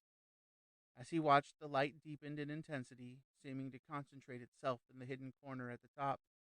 Then, with a smooth, steady motion, it emerged into full sight, in appearance like a softly luminous globe of a pale bluish color, undefined at the edges, floating steadily forward with a motion like that of an air balloon out into the room. Once outside the cabinet, it seemed to hesitate, hanging at about the height of a man's head. Then, after an instant, it retired once more, re-entered the cabinet, disappeared in the direction from which it had come, and once more died out. Well, there it had been. There was no doubt about it, and Laurie was unacquainted with any mechanism that could produce it. The clergyman, too, had seemed affected. He had watched, with turned back head, the phenomenon from the beginning to end, and at the close, with a long indrawing of breath, had looked once at Laurie, licked his dry lips with a motion that was audible in the profound silence, and once more dropped his eyes. The ladies had been silent and all but motionless throughout. Well, the rest had happened comparatively quickly. Once more, after the lapse of a few minutes, the radiance had begun to reform, but this time it had emerged almost immediately, diffused and misty like a nebula, had hung again before the cabinet, and then, with a strange, gently whirling motion, had seemed to arrange itself in lines and curves. Gradually, as he stared at it, it had begun to take the shape and semblance of a head swathed in drapery, with that same drapery hanging as it appears in folds dripping downwards to the ground, where it lost itself in vagueness. Then, as he still stared, conscious of nothing but the amazing fact, features appeared to be forming, first blots and lines of shadow, finally eyes, nose, mouth, and chin as of a young girl. A moment later, there was no longer a doubt. It was the face of Amy Nugent that was looking at him, grave and steady as when he had seen it in the moonlight above the sluice, and behind, seen halfway through the strange drapery and half apart from it, a couple of feet behind the face of the sleeping medium. At that sight he had not moved nor spoken. It was enough that the fact was there. Every power he possessed was concentrated in the one effort of observation. He heard from somewhere a gasping sigh, and there rose up between him and the face the figure of the clergyman, with his head turned back, staring at the apparition, and one hand only on the table, yet with that hand so heavy upon it that the whole table shuddered with his shudder. There was movement on the left, and he heard a fierce feminine whisper, "Sit down, sir! Sit down this instant!" When the clergyman had again sunk down into his seat with that same strong shudder, the luminous face was already incoherent. The features had relapsed again into blots and shadows. The drapery was absorbing itself upwards into the center from which it had come. Once more the nebula trembled, moved backwards, and disappeared. The next instant the radiance went out, as if turned off by a switch. The medium groaned gently and awoke. Well, that had ended it. Laurie scarcely remembered the talking that followed, the explanations, the apologies, the hardly concealed terror of the young clergyman. The medium had come out presently, dazed and confused. They had talked, and so forth. Then Laurie had come home, still trying to assimilate the amazing fact of which he had said that it could make no difference, that he had seen with his own eyes the face of Amy Nugent 4 months after her death. Now here he was in bed on the following morning, trying to assimilate it once more. It seemed to him as if sleep had done its work, that the subconscious intelligence had been able to take the fact in, and that henceforth it was an established thing in his experience. He was not excited now, but he was intensely and overwhelmingly interested. There the thing was. Now what difference did it make? First, he understood that it made an enormous difference to the value of the most ordinary things. It really was true as tables and chairs, that there was a life after this, and that personality survived. Never again could he doubt that for one instant, even in the gloomiest mood, so long as a man walks by faith, by the acceptance of authority, human or divine, there is always, psychologically, possible the assertion of self. The instinct that what one has not personally experienced may just conceivably be untrue. But when one has seen, so long as memory does not disappear, this agnostic instinct is an impossibility. Every single act, therefore, has a new significance. There is no venture about it any more. There is, indeed, very little opportunity for heroism. Once it is certain, by the evidence of the senses, that death is just an interlude, this life becomes merely part of a long process. Now, as to the conduct of that life, what of religion? And here, for a moment or two, Laurie was genuinely dismayed. For, as he looked at the Catholic religion, he perceived that the whole thing had changed. It no longer seemed august and dominant. As he contemplated himself as he had been at Mass on the previous morning, he seemed to have been rather absurd. Why all this trouble, all this energy, all these innumerable facts and efforts of faith? It was not that his religion seemed necessarily untrue. It was certainly possible for a man to hold simultaneously Catholic and spiritualistic beliefs. There had not been a hint last night against Christianity, and yet, in the face of this evidence of the senses, Catholicism seemed a very shadowy thing. It might well be true, as any philosophy may be true, but did it matter very much? To be enthusiastic about it was the frenzy of an artist who loves the portrait more than the original, and possibly a very misleading and inadequate portrait. Laurie had seen for himself the original last night. He had seen a disembodied soul in a garb assumed for the purpose of identification. Did he need, then, a religion? Was not his experience all sufficing? Then suddenly all speculation fled away in the presence of the personal element. 3 days ago he had contemplated the thought of Amy with comparative indifference. She had been to him lately little more than a test case of the spiritual world, clothed about with the memory of sentiment. Now once more she sprang into vivid, vital life as a person. She was not lost. His relations with her were not just incidents of the past. They were as much bound up with the present as courtship has a continuity with married life. She existed. Her very self and communication was possible between them. Laurie rolled over onto his back. The thought was violently overwhelming. There was a furious, absorbing fascination in it. The gulf had been bridged. It could be bridged again. Even if tales were true, it could be bridged far more securely yet. It was possible that the phantom he had seen could be brought yet more forward into the world of sense, that he could touch again with his very hand a tabernacle enclosing her soul. So far, spiritualism had not failed him. Why should he suspect it of failure in the future? It had been done before. It could and should be done again. Besides, there was the pencil incident. He threw off the clothes and sprang out of bed. It was time to get up, time to begin again this fascinating, absorbingly interesting earthly life, which now had such enormous possibilities. 2. The rooms of Mr. James Morton were conveniently situated up 4 flights of stairs in one of those blocks of buildings so mysterious to the layman that lie not a very long way from the Charing Cross. There is a silence always here as of college life, and the place is frequented by the same curious sections from the human race as haunt university courts. Here are to be seen cooks, aged and dignified men, errand boys, and rather shabby old women.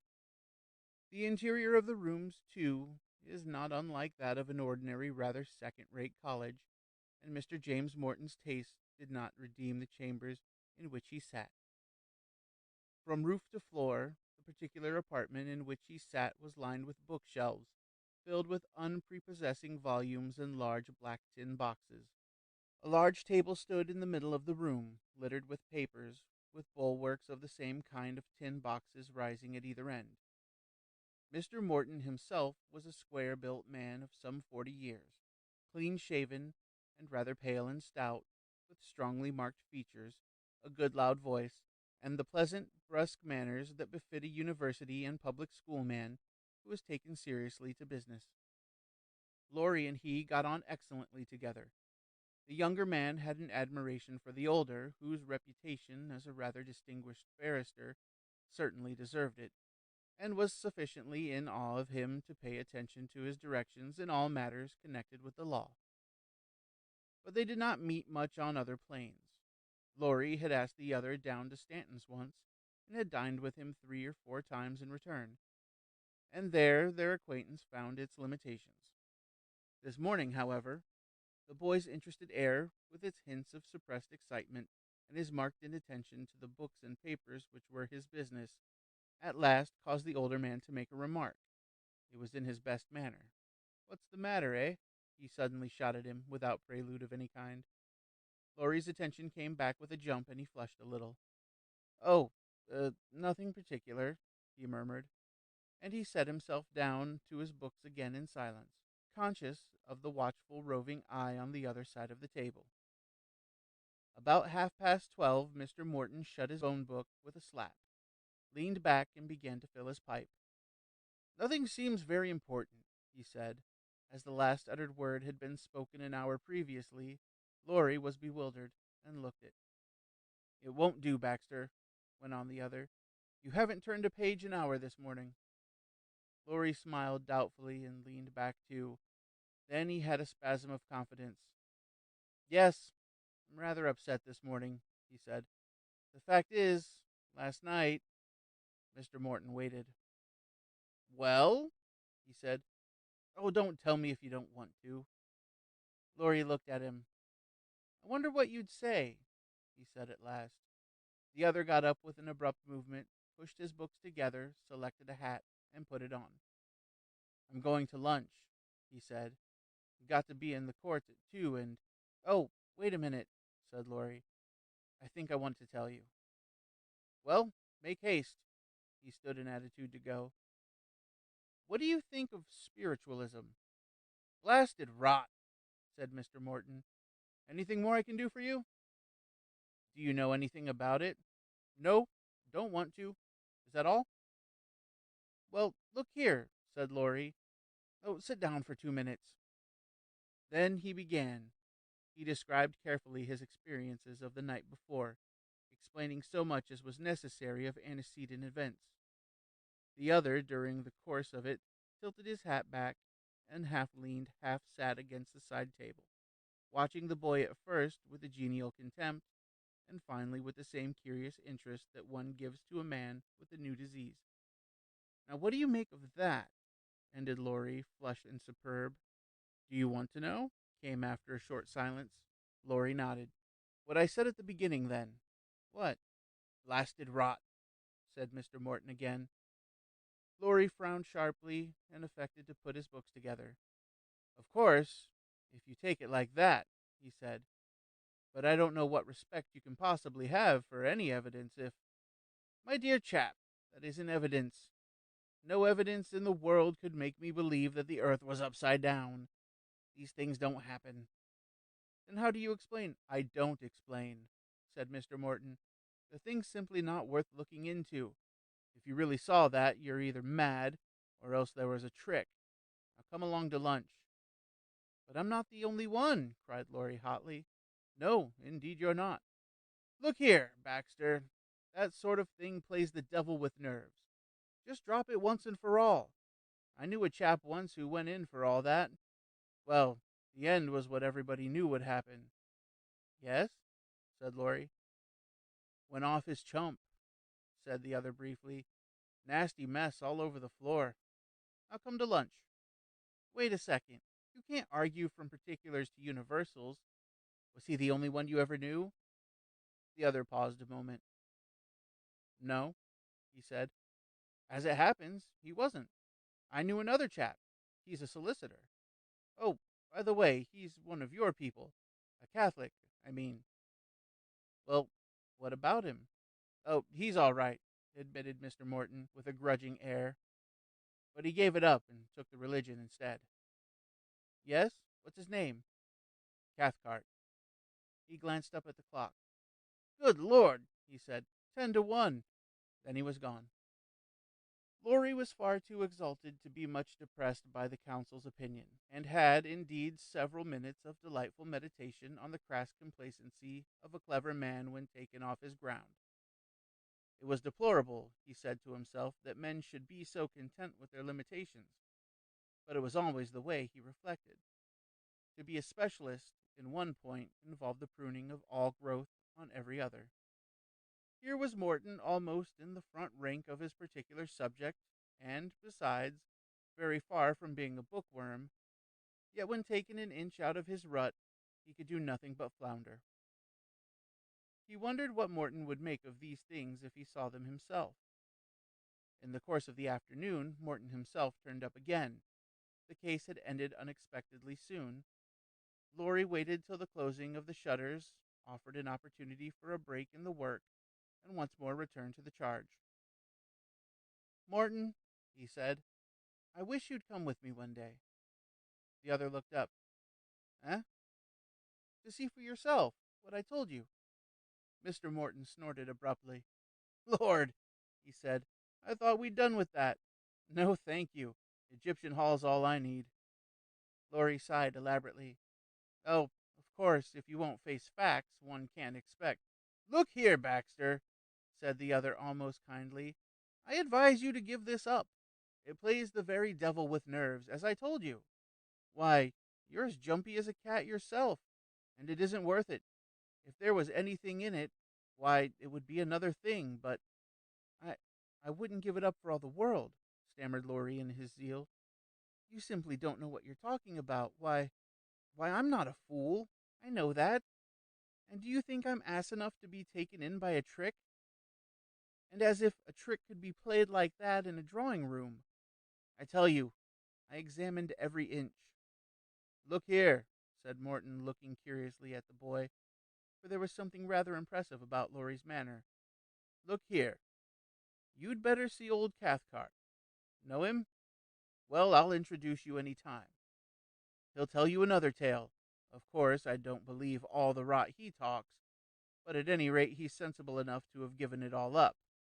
Says he wouldn't touch it with a pole, and he was rather a big bug at it in his time, I believe. Laurie sneered audibly. Got frightened, I suppose, he said. Of course, I know well enough that it's rather startling. My dear man, he was in the thick of it for 10 years. I'll acknowledge his stories are hair-raising if one believed them, but then, you see, what's his address? Morton jerked his head towards the directories in the bookshelf. Find him there, he said. I'll give you an introduction if you want it, though, mind you, I think he talks as much rot as anyone. What does he say? Lord, I don't know, some theory or other, but at any rate, he's given it up. Laurie pursed his lips. I dare say I'll ask you some time, he said. Meanwhile, for the Lord's sake, get on with that business you've got there. Mr. Morton was indeed, as Laurie had reflected, extraordinarily uninterested in things outside his beat, and his beat was not a very extended one. He was a quite admirable barrister, competent, alert, merciless and kindly at the proper times, and, while at his business, thought of hardly anything else at all. And when he was not at his business, he threw himself with equal zest into 2 or 3 other occupations, golf, dining out, and the collection of a particular kind of chairs. Beyond these things, there was for him really nothing of value. But, owing to circumstances, his beat had been further extended to include Laurie Baxter, whom he was beginning to like extremely. There was an air of romance about Laurie, a pleasant enthusiasm, excellent manners, and a rather delightful faculty of hero worship. Mr. Morton himself, too, while possessing nothing even resembling a religion, was, like many other people, not altogether unattracted towards those who had, though he had thought religiousness to be a sign of a slightly incompetent character, and he rather liked Laurie's Catholicism, such as it was. It must be rather pleasant, he considered, when he considered it at all, to believe all that, as he would have said. So this new phase of Laurie's interested him far more than he would have allowed, so soon as he became aware that it was not merely superficial, and, indeed, Laurie's constant return to the subject, as well as his air of enthusiastic conviction, soon convinced him that this was so.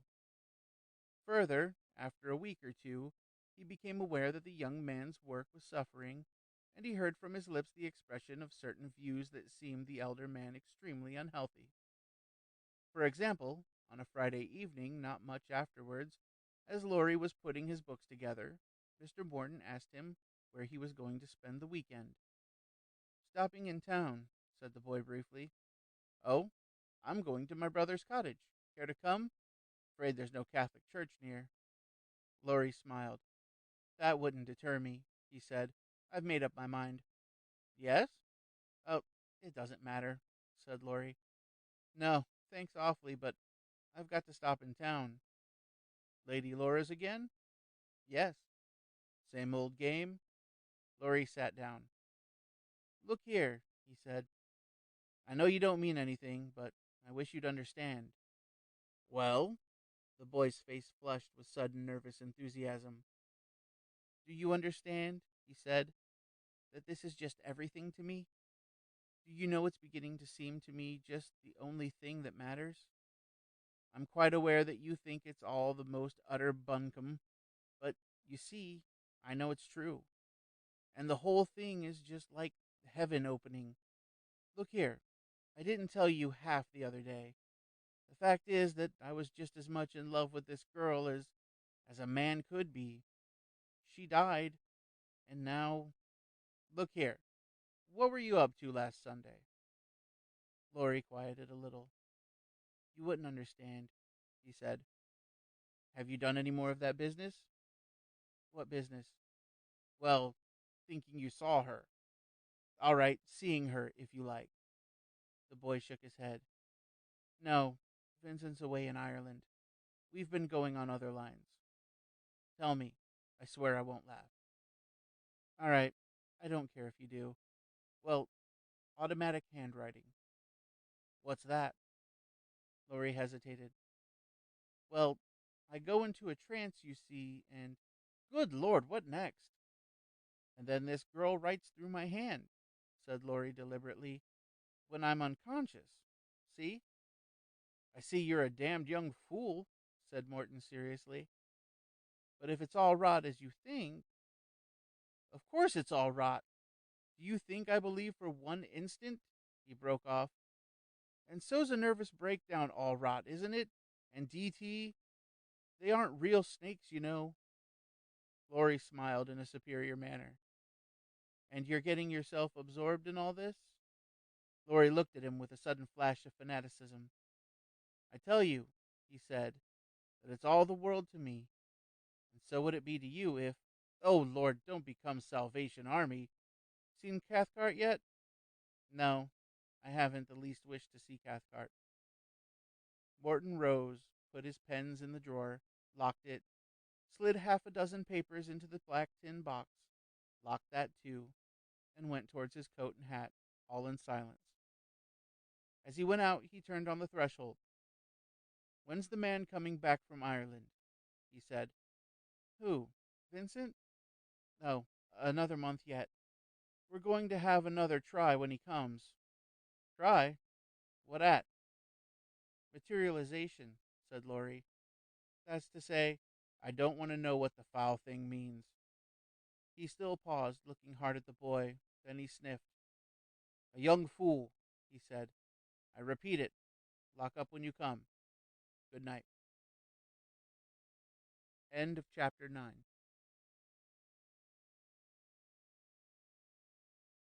Chapter 10. 1. Mrs. Baxter possessed one of the two secrets of serenity. The other need not be specified, but hers arose from the most pleasant and most human form of narrow-mindedness. As has been said before, when things did not fit with her own scheme, either they were not things, but only fancies of somebody inconsiderable, or else she resolutely disregarded them. She had an opportunity of testing her serenity on one day early in February. She rose, as usual, at a fixed hour, 8 o'clock, and when she was ready, knelt down at her prie-dieu. This was quite an elaborate structure, far more elaborate than the devotions offered there. It was a very beautiful, inlaid Florentine affair, and had a little shelf above it filled with a number of little leather-bound books in which her soul delighted. She did not use these books very much, but she liked to see them there. It would not be decent to enter the sanctuary of Mrs. Baxter's prayers. It is enough to say that they were not very long. Then she rose from her knees, left her large, comfortable bedroom, redolent with soap and hot water, and came downstairs, a beautiful, slender little figure in black lace veil and rich dress, through the sunlight of the staircase, into the dining room. There she took up her letters and packets. They were not exciting. There was an unimportant note from a friend, a couple of bills, and a Bon Marche catalogue, and she scrutinized these through her spectacles, sitting by the fire. When she had done, she noticed a letter laying by Maggie's place, directed in a masculine hand. An instant later, Maggie came in herself, in her hat and furs, a charming picture, fresh from the winter's sunlight and air, and kissed her. While Mrs. Baxter poured out tea, she addressed a remark or two to the girl, but only got back those vague, inattentive murmurs that are the sign of a distracted mind, and, looking up presently with a sense of injury, noticed that Maggie was reading her letter with extraordinary diligence. My dear, I am speaking to you, said Mrs. Baxter with an air of slightly humorous dignity. I'm sorry, murmured Maggie, and continued reading. Mrs. Baxter put out her hand for the Bon Marche catalogue in order to drive home her sense of injury, and met Maggie's eyes, suddenly raised to meet her own, with a curious strained look in them. Darling, what is the matter?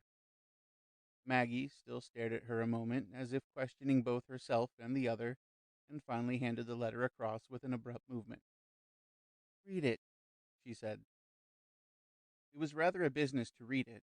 It involved spectacles, a pushing aside of a plate, and a slight turning to catch the light. Mrs. Baxter read it and handed it back, making 3 or 4 times the sound written as tut. "The tiresome boy," she said querulously, but without alarm. "What are we to do? You see, Mr. Morton thinks we ought to do something. He mentions a Mr. Cathcart." Mrs. Baxter reached out for the toast rack. "My dear, there's nothing to be done. You know what Laurie is. It'll only make him worse." Maggie looked at her uneasily. "I wish we could do something," she said. "My dear, he'd have written to me, Mr. Morton, I mean, if Laurie had been really unwell. You see, he only says he doesn't attend to his work as he ought." Maggie took up the letter, put it carefully back into the envelope, and went on with breakfast. There was nothing more to be said just then. But she was uneasy, and after breakfast went out into the garden, spud in hand, to think it over, with the letter in her pocket.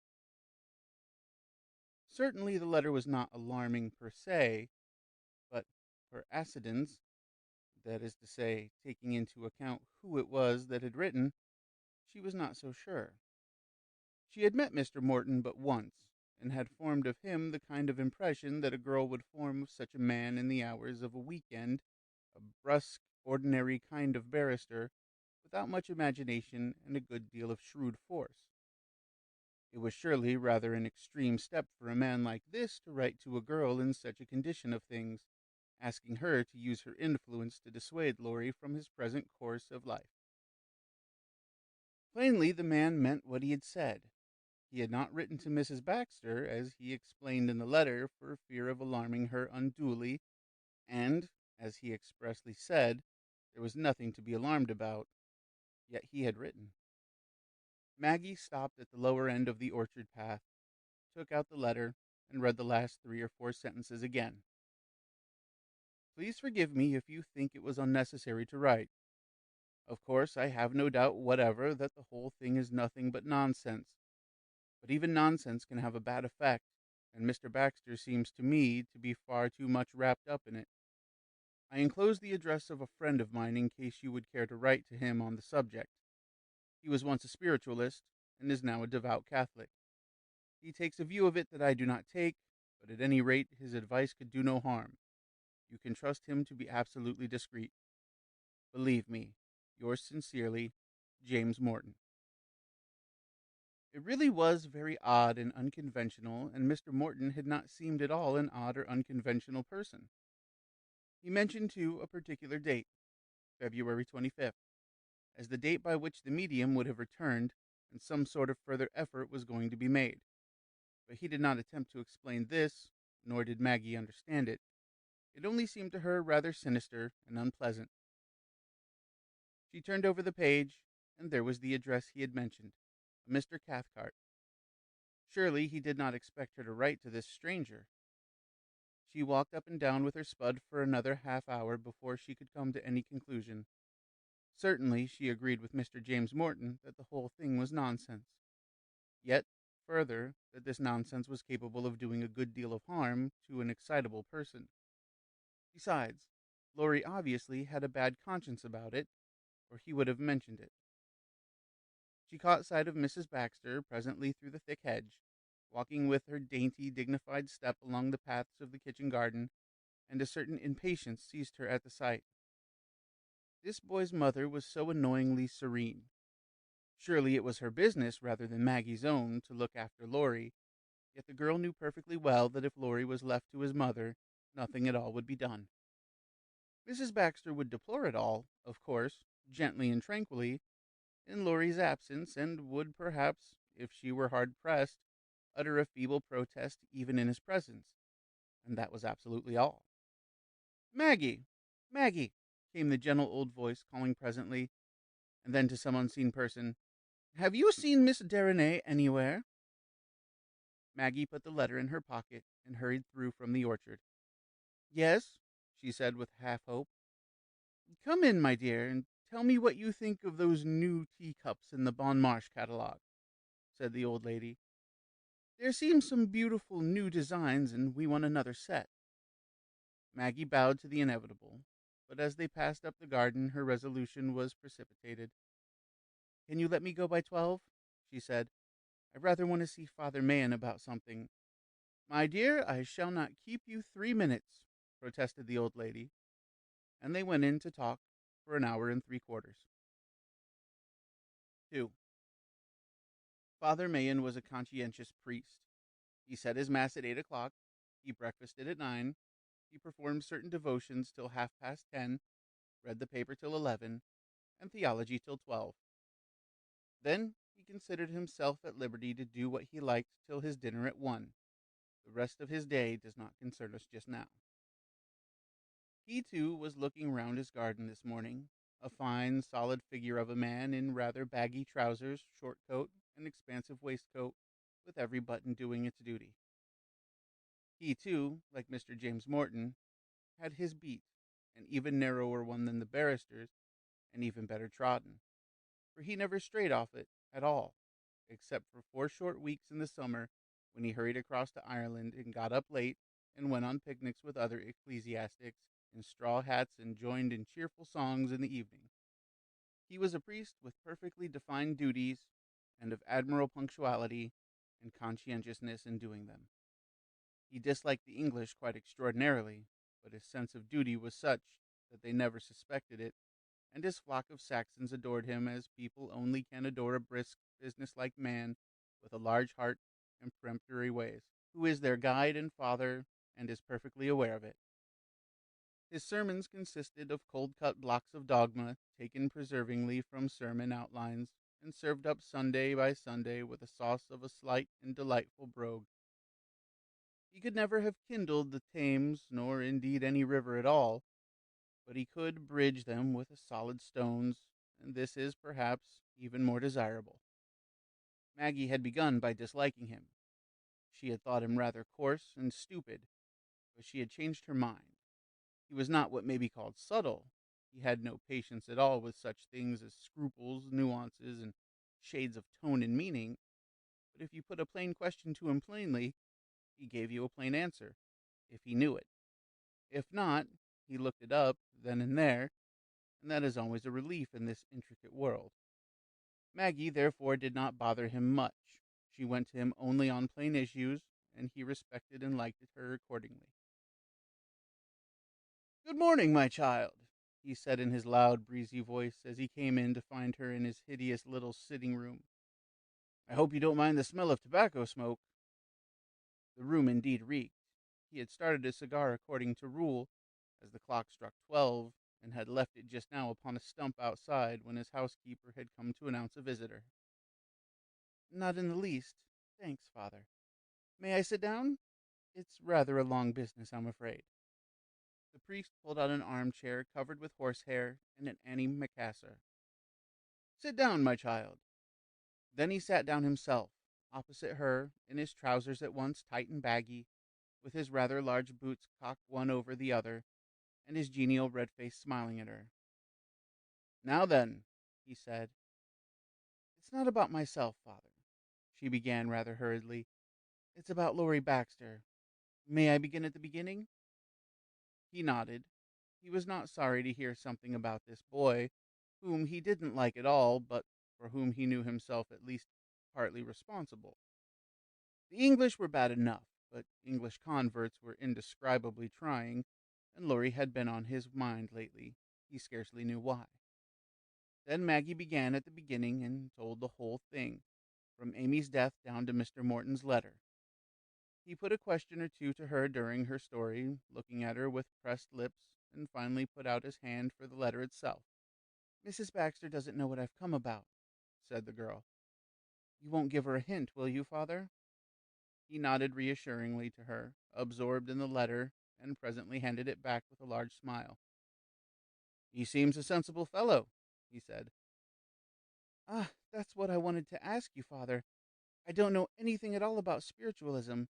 Is it really all nonsense? Is there nothing in it at all?" He laughed aloud.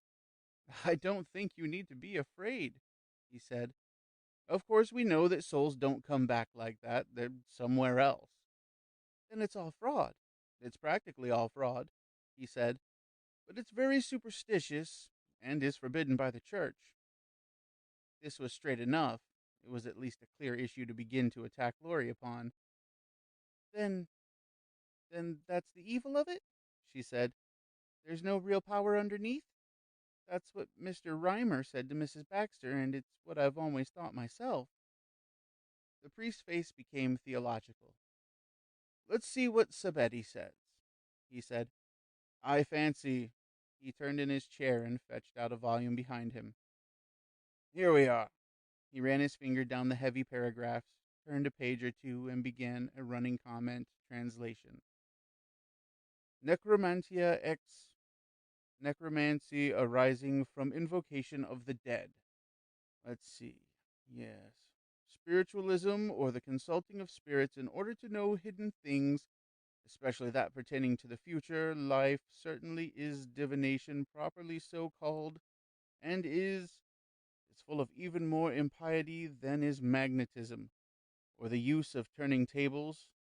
The reason is, as the Baltimore Fathers testify, such knowledge must necessarily be ascribed to satanic intervention, since in no other manner can it be explained. Then, Maggie began, one moment, my child. Yes, just so. Express divination. No, no. Ah, here we are. Tacit divination. Even if it is openly protested that no commerce with the demon is intended, is per se a grave sin, but it can sometimes be excused from mortal sin on account of simplicity or ignorance or a lack of certain faith. You see, my child, he set the book in its place, so far as it's not fraud, it's diabolical, and that's an end of it. But do you think it's not all fraud, then? Asked the girl, paling a little. He laughed again with a resonance that warmed her heart. I should pay just no attention to it at all. Tell him, if you like, what I've said, and that it's a grave sin for him to play with it, but don't get thinking that the devil's in everything. Maggie was puzzled. Then it's not the devil, she asked. At least not in this case, you think? He smiled again reassuringly. I should suspect it was a clever trick, he said. I don't think Master Laurie's likely to get mixed up with the devil in that way. There's plenty of easier ways than that. Do you think I should write to Mr. Cathcart? Just as you like. He's a convert, isn't he? I believe I've heard his name. I think so. Well, it wouldn't do any harm, though I should suspect not much good. Maggie was silent. Just tell Master Laurie not to play tricks, said the priest. He's got a good, sensible friend in Mr. Morton. I can see that. And don't trouble your head too much about it, my child. When Maggie was gone, he went out to finish his cigar, and found to his pleasure that it was still alight, and after a puff or two, it went very well. He thought about his interview for a few minutes as he walked up and down, taking the bright winter air. It explained a good deal. He had begun to be a little anxious about this boy. It was not that Laurie had actually neglected his religion while at Stanton's. He was always in his place at Mass on Sundays, and even, very occasionally, on weekdays as well. He had had a Mass said for Amy Nugent, but even as far back as the beginning of the previous year, there had been an air about him not altogether reassuring. Well, this at any rate was a small commentary on the present situation. The priest stopped to look at some bulbs that were coming up in the bed beside him, and stooped, breathing heavily, to smooth the earth around one of them with a large finger. As for this spiritualistic nonsense, of course the whole thing was a trick. Things did not happen like that. Of course the devil could do extraordinary things, or at any rate had been able to do them in the past. But as for Master Laurie Baxter, whose home was down there in the hamlet, and who had been at Oxford and was now reading laws, as for the thought that this rather superior Saxon young man was in direct communication with Satan at the present time, well, That needed no comment but loud laughter. Yet it was very unwholesome and unhealthy. That was the worst of these converts. They could not be content with the sober workaday facts of the Catholic creed. They must be always running after some novelty or other, and it was mortal sin anyhow, if the sinner had the faintest idea. A large dinner bell pealed from the back door, and the priest went in to roast beef with Yorkshire pudding, apple dumplings, and a single glass of port wine to end up with. 3. It was strange how Maggie felt steadied and encouraged in the presence of something at least resembling danger. So long as Laurie was merely tiresome and foolish, she distrusted herself. She made little rules and resolutions and deliberately kept herself interiorly detached from him. But now that there was something definite to look to, her sensitiveness vanished. As to what that something was, she did not trust herself to decide. Father Mayan had given her a point to work at. The fact that the thing, as a serious pursuit, was forbidden. As to what the reality behind was, whether indeed there were any reality at all, she did not allow herself to consider. Laurie was in a state of nerves sufficiently troublesome to bring a letter from his friend and guide, and he was in that state through playing tricks on forbidden ground. That was enough. Her interview with Father Mayan precipitated her half-formed resolutions, and after tea she went upstairs to write to Mr. Cathcart. It was an unconventional thing to do, but she was sufficiently perturbed to disregard that drawback, and she wrote a very sensible letter. Explaining first who she was, then, without any names being mentioned, she described her adopted brother's position and indicated his experiences. She occupied the last page in asking 2 or 3 questions and begging for general advice. Mrs. Baxter displayed some symptoms after dinner which the girl recognized well enough. They comprised a resolute avoidance of Laurie's name, a funny, stiff little air of dignity, and a touch of patronage. And the interpretation of these things was that the old lady did not wish the subject to be mentioned again, and that, interiorly, she was doing her best to ignore and forget it. Maggie felt, again, vaguely comforted. It left her a freer hand. She lay awake a long time that night. Her room was a little square one on the top of the stairs above the smoking room, where she had that odd scene with Laurie a month or so before, and looking out upon the yew walk that led to the orchard. It was a cheerful little place enough, papered in brown, hung all over with watercolors, with her bed in one corner, and it looked a reassuring, familiar kind of place in the firelight as she lay open-eyed and thinking. It was not that she was at all frightened. It was no more than a little natural anxiety, and half a dozen times in the hour or two that she lay thinking, she turned resolutely over in bed, dismissed the little pictures that her mind formed in spite of herself, and began to think of pleasant, sane subjects. But the images recurred. They were no more than little vignettes, Laurie talking to a severe-looking tall man with a sardonic smile, Laurie having tea with Mrs. Stapleton, Laurie in an empty room, looking at a closed door. It was this last picture that recurred 3 or 4 times at the very instant the girl was drowsing off into sleep, and it had therefore that particular vividness that characterizes the thoughts when the conscious attention is dormant. It had too strangely a perturbing effect upon her, and she could not imagine why. After the third return of it, her sense of humor came to the rescue. It was too ridiculous, she said, to be alarmed at an empty room in Laurie's back. Once more she turned on her side away from the firelight and resolved, if it recurred again, to examine the details closely. Again the moments passed. Thought followed thought in those quiet waves that lull the mind toward sleep. Finally, once more the picture was there, clear and distinct. Yes, she would look at it this time. It was a bare room, wainscoted round the walls a few inches up, papered beyond in some common palish pattern. Laurie stood in the center of the uncarpeted boards with his back turned to her, looking, it seemed, with an intense expectation at the very dull door in the wall opposite him. He was in his evening dress, she saw, knee breeches and buckles all complete, and his hands were clenched as they hung held out a little from his sides, as he himself, crouching a little, stared at the door. She, too, looked at the door, at its conventional panels and its brass handle, and it appeared to her as if both he and she were expectant of some visitor. The door would open presently, she perceived, and the reason why Laurie was so intent upon the entrance was that he, no more than she, had any idea as to the character of the person who was to come in. She became quite interested as she watched. It was a method she followed sometimes when wooing sleep, and she began, in her fancy, to go past Laurie as if to open the door.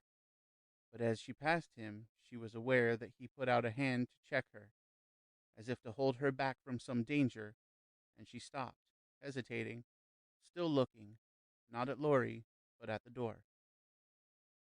She began then, with the irresponsibility of deepening sleep, to imagine instead what lay beyond the door, to perceive by intuitive vision the character of the house. She got so far as understanding that it was all as unfurnished as this room, that the house stood solitary among trees, and that even these, and the tangled garden that she determined must surround the house, were as listening and as expectant as herself and the waiting figure of the boy. Once more, as if to verify her semi-passive imaginative excursion, she moved to the door. Ah, what nonsense it was! Here she was, wide awake again in her own familiar room, with the firelight on the walls. Well, well, sleep was a curious thing, and so was imagination. At any rate, she had written to Mr. Cathcart. End of chapter 10.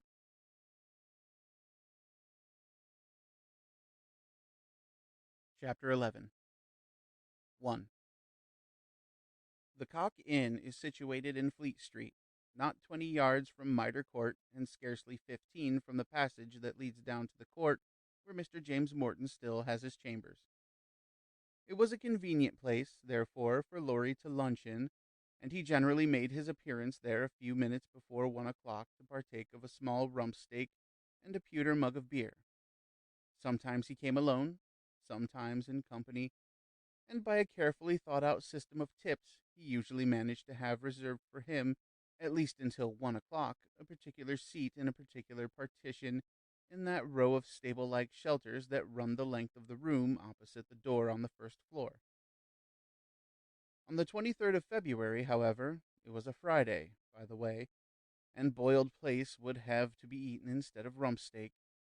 He was a little annoyed to find his seat already occupied by a small, brisk-looking man with a gray beard and spectacles, who, with a newspaper propped in front of him, was also engaged in the consumption of boiled plaice. The little man looked up at him sharply, like a bird disturbed in a meal, and then down again upon the paper. Laurie noticed that his hat and stick were laid upon the adjoining chair as if to retain it. He hesitated an instant, then he slid in on the other side opposite the stranger, tapped his glass with his knife, and sat down. When the waiter came, a familiarly deferential man with whiskers, Laurie, with a slight look of peevishness, gave his order and glanced reproachfully at the occupied seat. The waiter gave the ghost of a shrug with his shoulders, significant of apologetic helplessness, and went away. A minute later, Mr. Morton entered, glanced this way and that, nodding imperceptibly to Laurie, and was just moving off to a less occupied table when the stranger looked up. "Mr. Morton!" he cried. "Mr. Morton!" in an odd voice that seemed on the point of cracking into falsetto. Certainly, he was very like a portly bird, thought Laurie. The other turned round, nodded with short geniality, and slid into the chair from which the old man moved his hat and stick with zealous haste. "And what are you doing here?" said Mr. Morton. "Just taking a bite like yourself," said the other. "Friday. Worse luck." Laurie was conscious of a touch of interest. The man was a Catholic, then, he supposed. "Oh, by the way," said Mr. Morton, "have you, and he indicated Laurie. "No? Baxter, let me introduce Mr. Cathcart." For a moment the name meant nothing to Laurie. Then he remembered, but his rising suspicions were quelled instantly by his friend's next remark. "By the way, Cathcart, we were talking about you a week or two ago." "Indeed, I'm flattered," said the old man perkily. "Yes, perky was the word, thought Laurie. Mr. Baxter here is interested in spiritualism. Rump steak, waiter, and a pint of bitter. And I told him you were the man for him. Laurie interiorly drew in his horns. Ah, an experimenter? Asked the old man with courteous interest, his eyes giving a quick gleam beneath his glasses. A little. Yes, most dangerous, most dangerous. Any success, Mr. Baxter? Laurie felt his annoyance deepen. Very considerable success, he said shortly. Ah, yes, you must forgive me, sir, but I have had a good deal of experience, and I must say you are a Catholic, I see, he said, interrupting himself, or a high churchman. I am a Catholic, said Laurie. So am I, but I gave up spiritualism as soon as I became one. Very interesting experiences, too, but, well, I value my soul too much, Mr. Baxter. Mr. Morton put a large piece of potato in his mouth with a detached air. It was really rather trying, thought Laurie, to be catechized in this way, so he determined to show superiority. And you think it all superstition and nonsense? He asked. Indeed, no, said the old man shortly. Laurie pushed his plate on one side and drew the cheese towards him. This was a little more interesting, he thought, but he was still far from feeling communicative. What then? He asked. Oh, very real indeed, said the old man. That is just the danger. The danger? Yes, Mr. Baxter. Of course there's plenty of fraud and trickery, we all know that. But it's the part that's not fraud. That's... May I ask what medium you go to? I know Mr. Vincent, and I've been to some public séances, too. The old man looked at him with sudden interest, but said nothing. You think he's not honest? Said Laurie with cool offensiveness. Oh, yes, he's perfectly honest, said the other deliberately. I'll trouble you for the sugar, Mr. Morton. Laurie was determined not to begin the subject again. He felt that he was being patronized and lectured and did not like it. And once again the suspicion crossed his mind that this was an arranged meeting. It was so very neat, 2 days before the séance, the entry of Morton, his own seat occupied, yet he did not feel quite courageous enough to challenge either of them. He ate his cheese deliberately and waited, listening to the talk between the two on quite irrelevant subjects, and presently determined on a bit of bravado. May I look at the Daily Mirror, Mr. Cathcart? He asked. There's no doubt of his guilt, the old man said as he handed the paper across. The two were deep in a law case now. I said so to the Markham a dozen times, and so on. But there was no more word of spiritualism. Laurie propped the paper before him as he finished his cheese and waited for coffee and read with unseeing eyes. He was resenting as hard as he could the abruptness of the opening and closing of the subject, and the complete disregard now shown to him. He drank his coffee, still leisurely, and lit a cigarette, and still the two talked. He stood up at last and reached down his hat and stick. The old man looked up. You're going, Mr. Baxter? Good day. Well then, and as I was waiting in court, Laurie pressed out indignantly and went down the stairs. So that was Mr. Cathcart. Well, he was thankful he hadn't written to him after all. He was not his kind in the least. 2. The moment he passed out of the door, the old man stopped his fluent talking and waited, looking after the boy. Then he turned again to his friend. I'm a blundering idiot, he said. Mr. Morton sniffed. I've put him against me now. Lord knows how, but I've done it. And he won't listen to me. Gah, said Mr. Morton. What funny people you all are. And you really meant what you said? Every word, said the old man cheerfully. Well, our little plot's over. Why don't you ask him to come and see you? First, said the old man with the same unruffled cheerfulness, he wouldn't have come. We've muddled it. We'd much better have been straightforward. Secondly, he thinks me an old fool, as you do, only more so. No, we must set to work some other way now. Tell me about Miss Derenay. I showed you her letter. The other nodded, helping himself to cheese. I told her that I was at her service, of course, and I haven't heard again. Sensible girl? Very sensible, I should say. Sort of girl that wouldn't scream or faint in a crisis? Exactly the opposite, I should say. But I've hardly seen her, you know. Well, well. And the mother? No good at all, said Mr. Morton. And the girl's the sheet anchor. In love with him, do you know? Lord, how do you expect me to know that? The old man pondered in silence, seeming to assimilate the situation. He's in a devil of a mess, he said with abrupt cheerfulness.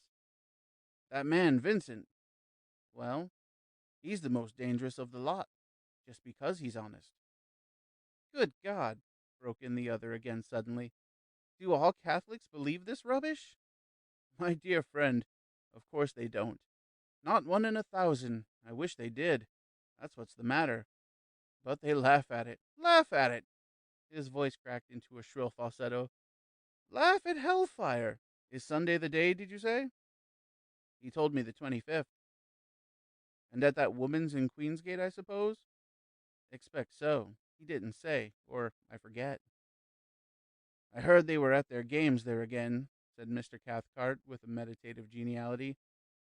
I'd like to blow up that stinking hole. Mr. Morton chuckled audibly. You're the youngest man of your years I've ever come across, he said. No wonder you believe all that stuff. When are you going to grow up, Cathcart? The old man paid no attention at all. Well, that plot's over, he said again. Now for Miss Derenay. But we can't stop this Sunday affair, that's certain. Did he tell you anything about it? Materialization? Automatic? Lord, I don't know all that jargon. My dear Morton, for a lawyer, you're the worst witness I've ever... Well, I'm off. No more to be done today. The other sat on a few minutes over his pipe. It seemed to him quite amazing that a sensible man like Cathcart could take such rubbish seriously. In every other department of life, the solicitor was an eminently shrewd, insane man, with, moreover, a youthful kind of brisk humor that is perhaps the surest symptom of sanity that it is possible to have. He had seen him in court for years past under every sort of circumstance, and if it had been required of him to select a character with which superstition and morbid humbug could have had nothing in common, he would have laid his hand upon the senior partner of Cathcart and Cathcart. Yet there was this sane man, taking this fantastic nonsense as if there were really something in it. He had first heard him speak of the subject at a small bachelor dinner party of 4 in the rooms of a mutual friend, and, as he had listened, he had had the same sensation as one would have upon hearing a cabinet minister, let us say, discussing stump cricket with enthusiasm. Cathcart had said all kinds of things when once he was started, all with that air of business-like briskness that was so characteristic of him and so disconcerting in such connection. If he had apologized for it as an amiable weakness, if he had been in the least shamefaced or deprecatory, it would have been another matter. One would have forgiven, it is as one forgives any little exceptional eccentricity, but to hear him speak of materialization as of a process of normal, though unusual, as the production of radium, and of planchette, as of wireless telegraphy, as established, indubitable facts, though out of the range of common experience, this had amazed this very practical man. Cathcart had hinted, too, of other things, things which he would not amplify, of a still more disconcertingly impossible nature, matters which Morton had scarcely thought had been credible, even to the darkest medievalists. And all this with the same sharp, sane humor that lent an air of reality to all that he said. For romantic young asses, like Laurie Baxter, such things were not so hopelessly incourageous, though, obviously, they were bad for him. They were all a part of wild credulousness of religious youth. But for Cathcart, age 62, a solicitor in good practice, with a wife and 2 grown-up daughters, and a reputation for exceptionally sound shrewdness, but it must be remembered he was a Catholic. So Mr. James Morton sat in the cock and pondered. He was not sorry he had tried to take steps to choke off this young fool, and he was just a little sorry that so far they had failed. He had written to Miss Derenay in an impulse after an unusually feverish outburst from the boy, and she, he had learned later, had written to Mr. Cathcart. The rest had been of the other's devising. Well, it had failed so far. Perhaps next week things would be better. He paid his bill, left 2 pence for the waiter, and went out. He had a case that afternoon. 3. Laurie left chambers as it was growing dark that afternoon and went back to his room for tea. He had passed, as was usual now, an extremely distracted couple of hours, sitting over his books with spasmodic efforts only to attend to them.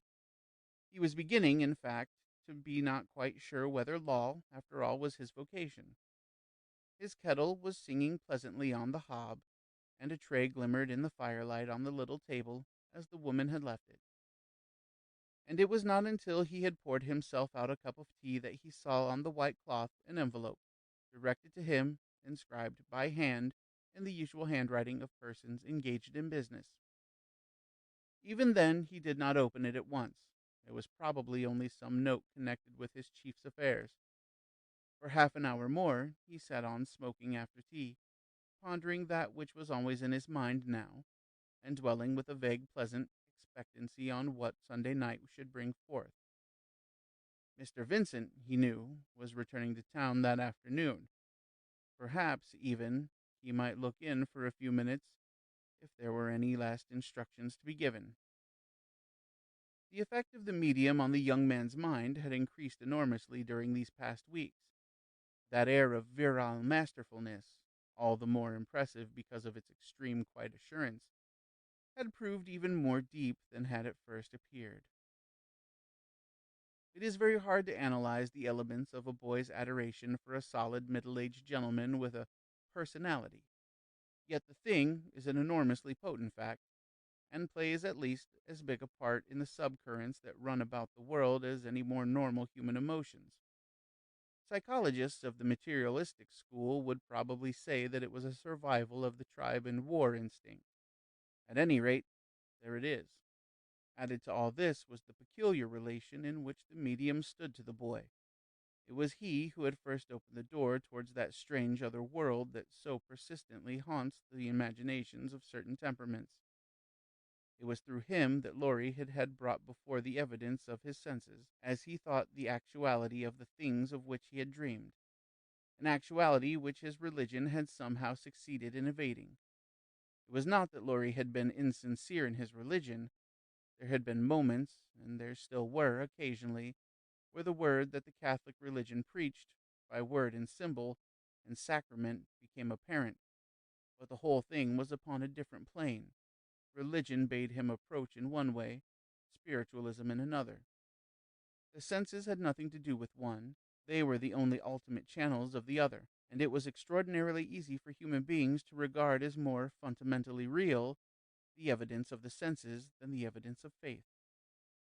Here, then, were two choices: a world of spirit, to be taken largely on trust, to be discerned only in shadow and outline upon rare and unusual occasions of exaltation of a particular quality which had almost lost its appeal, and a world of spirit that took shape and form and practical intelligibility in ordinary rooms and under very normal, ordinary circumstances. A world, in short, not of transcendent God and the spirits of just men made perfect, of vast dogmas and theories, but of a familiar atmosphere, impregnated with experience, inhabited by known souls who, in this method or that, made themselves apparent to those senses which, Laurie believed, could not lie. And the point of contact was Amy Nugent herself. As regards his exact attitude to this girl, it is more difficult to write. On the one side, the human element, those associations directly connected with the senses, her actual face and hands, physical atmosphere and surroundings, those had disappeared. They were dispersed, or they lay underground. And it had been with a certain shock of surprise, in spite of the explanations given to him, that he had seen what he believed to be her face in the drawing-room in Queensgate. But he had tried to arrange all of this in his imagination, and it had fallen into shape and proportion again. In short, he thought he understood now that it is character which gives unity to the transient qualities of a person on earth, and that when those qualities disappear, it is as unimportant as the wasting of tissue. When, according to the spiritualist gospel, that character manifests itself from the other side, it naturally reconstitutes the form by which it had been recognized on earth. Yet, in spite of this sense of familiarity with what he had seen, there had fallen between Amy and himself that august shadow that is called death, and in spite of the assurances he had received, even at the hands of his own senses, that this was indeed the same girl that he had known on earth, there was a strange awe mingled with his old rather shallow passion. There were moments, as he sat alone in his rooms at night, when it rose almost to terror, just as there were other moments when awe vanished for a while, and his whole being was flooded with an extraordinary ecstatic semi-earthly happiness at the thought that he and she could yet speak with one another. Imagine, if you please, a child who, on returning home, finds that his mother has become queen, and meets her in the glory of ermine and diadem. But the real deciding point, which somehow he knew must come, the moments at which these conflicting notes should become a chord, was fixed for Sunday evening next. Up to now he had evidence of her presence. He had received intelligible messages, though fragmentary and half-stammered, through the mysterious veil. He had for an instant or two looked upon her face, but the real point, he hoped, would come in 2 days. The public séances had not impressed him. He had been to 3 or 4 of these in a certain road off Baker Street, and had been astonished and disappointed. The kind of people that he had met there, sentimental bourgeois, with less power of sifting evidence than the average child, with a credulity that was almost supernatural. The medium, a stout woman who rolled her eyes and had damp, fat fingers.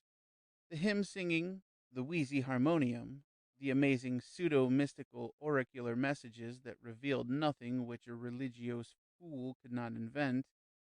In fact, the whole affair, from the sham stained glass lampshade to the ghostly tambourines overhead, the puerility of the tricks played on the inquirers, and all the rest of it, this seemed as little connected with what he had experienced with Mr. Vincent as a dervish dance with high mass. He had reflected with almost ludicrous horror upon the impression it would make on Maggie and the remarks it would elicit. But this other engagement was a very different matter. They were going to attempt to further advance. It had indeed been explained to him that these attempts were but tentative and experimental. It was impossible to dictate exactly what should fall, but the object on Sunday night was to go a step further and to bring about, if possible, the materialization process to such a point that the figure could be handled and could speak, and it seemed to Laurie as if this would be final indeed. So he sat this evening, within 48 hours of the crisis, thinking steadily. Half a dozen times, perhaps, the thought of Maggie reoccurred to him, but he was learning how to get rid of that. Then he took up the note and opened it. It was filled with 4 pages of writing. He turned to the end and read the signature. Then he turned back and read the whole letter. It was very quiet as he sat there, thinking over what he had read. The noise of Fleet Street came up here only as the soothing murmur of the sea upon a beach, and he himself sat motionless, the firelight falling upwards upon his young face, his eyes, and his curly hair. About him stood his familiar furniture, the grand piano, a pool of glimmering dark wood in the background, the tall curtained windows suggestive of shelter and warmth and protection. Yet if he had but known it, he was making an enormous choice. The letter was from the man he had met at midday, and he was deciding how to answer it. He was soothed and quieted by his loneliness, and his irritation had disappeared. He regarded the letter from a youthfully philosophical standpoint, pleased with his moderation as the work of a fanatic. He was considering only whether he would yield, for politeness' sake, to the importunity, or answer shortly and decisively. It seemed to him remarkable that a mature and experienced man could write such a letter. At last he got up, went to his writing table, and sat down. Still he hesitated for a minute. Then he dipped his pen and wrote. When he had finished and directed it, he went back to the fire. He had an hour yet in which to think, and think before he need dress. He had promised to dine with Mrs. Stapleton at 7:30. He had a touch of a headache, and perhaps might sleep it off. End of chapter 11.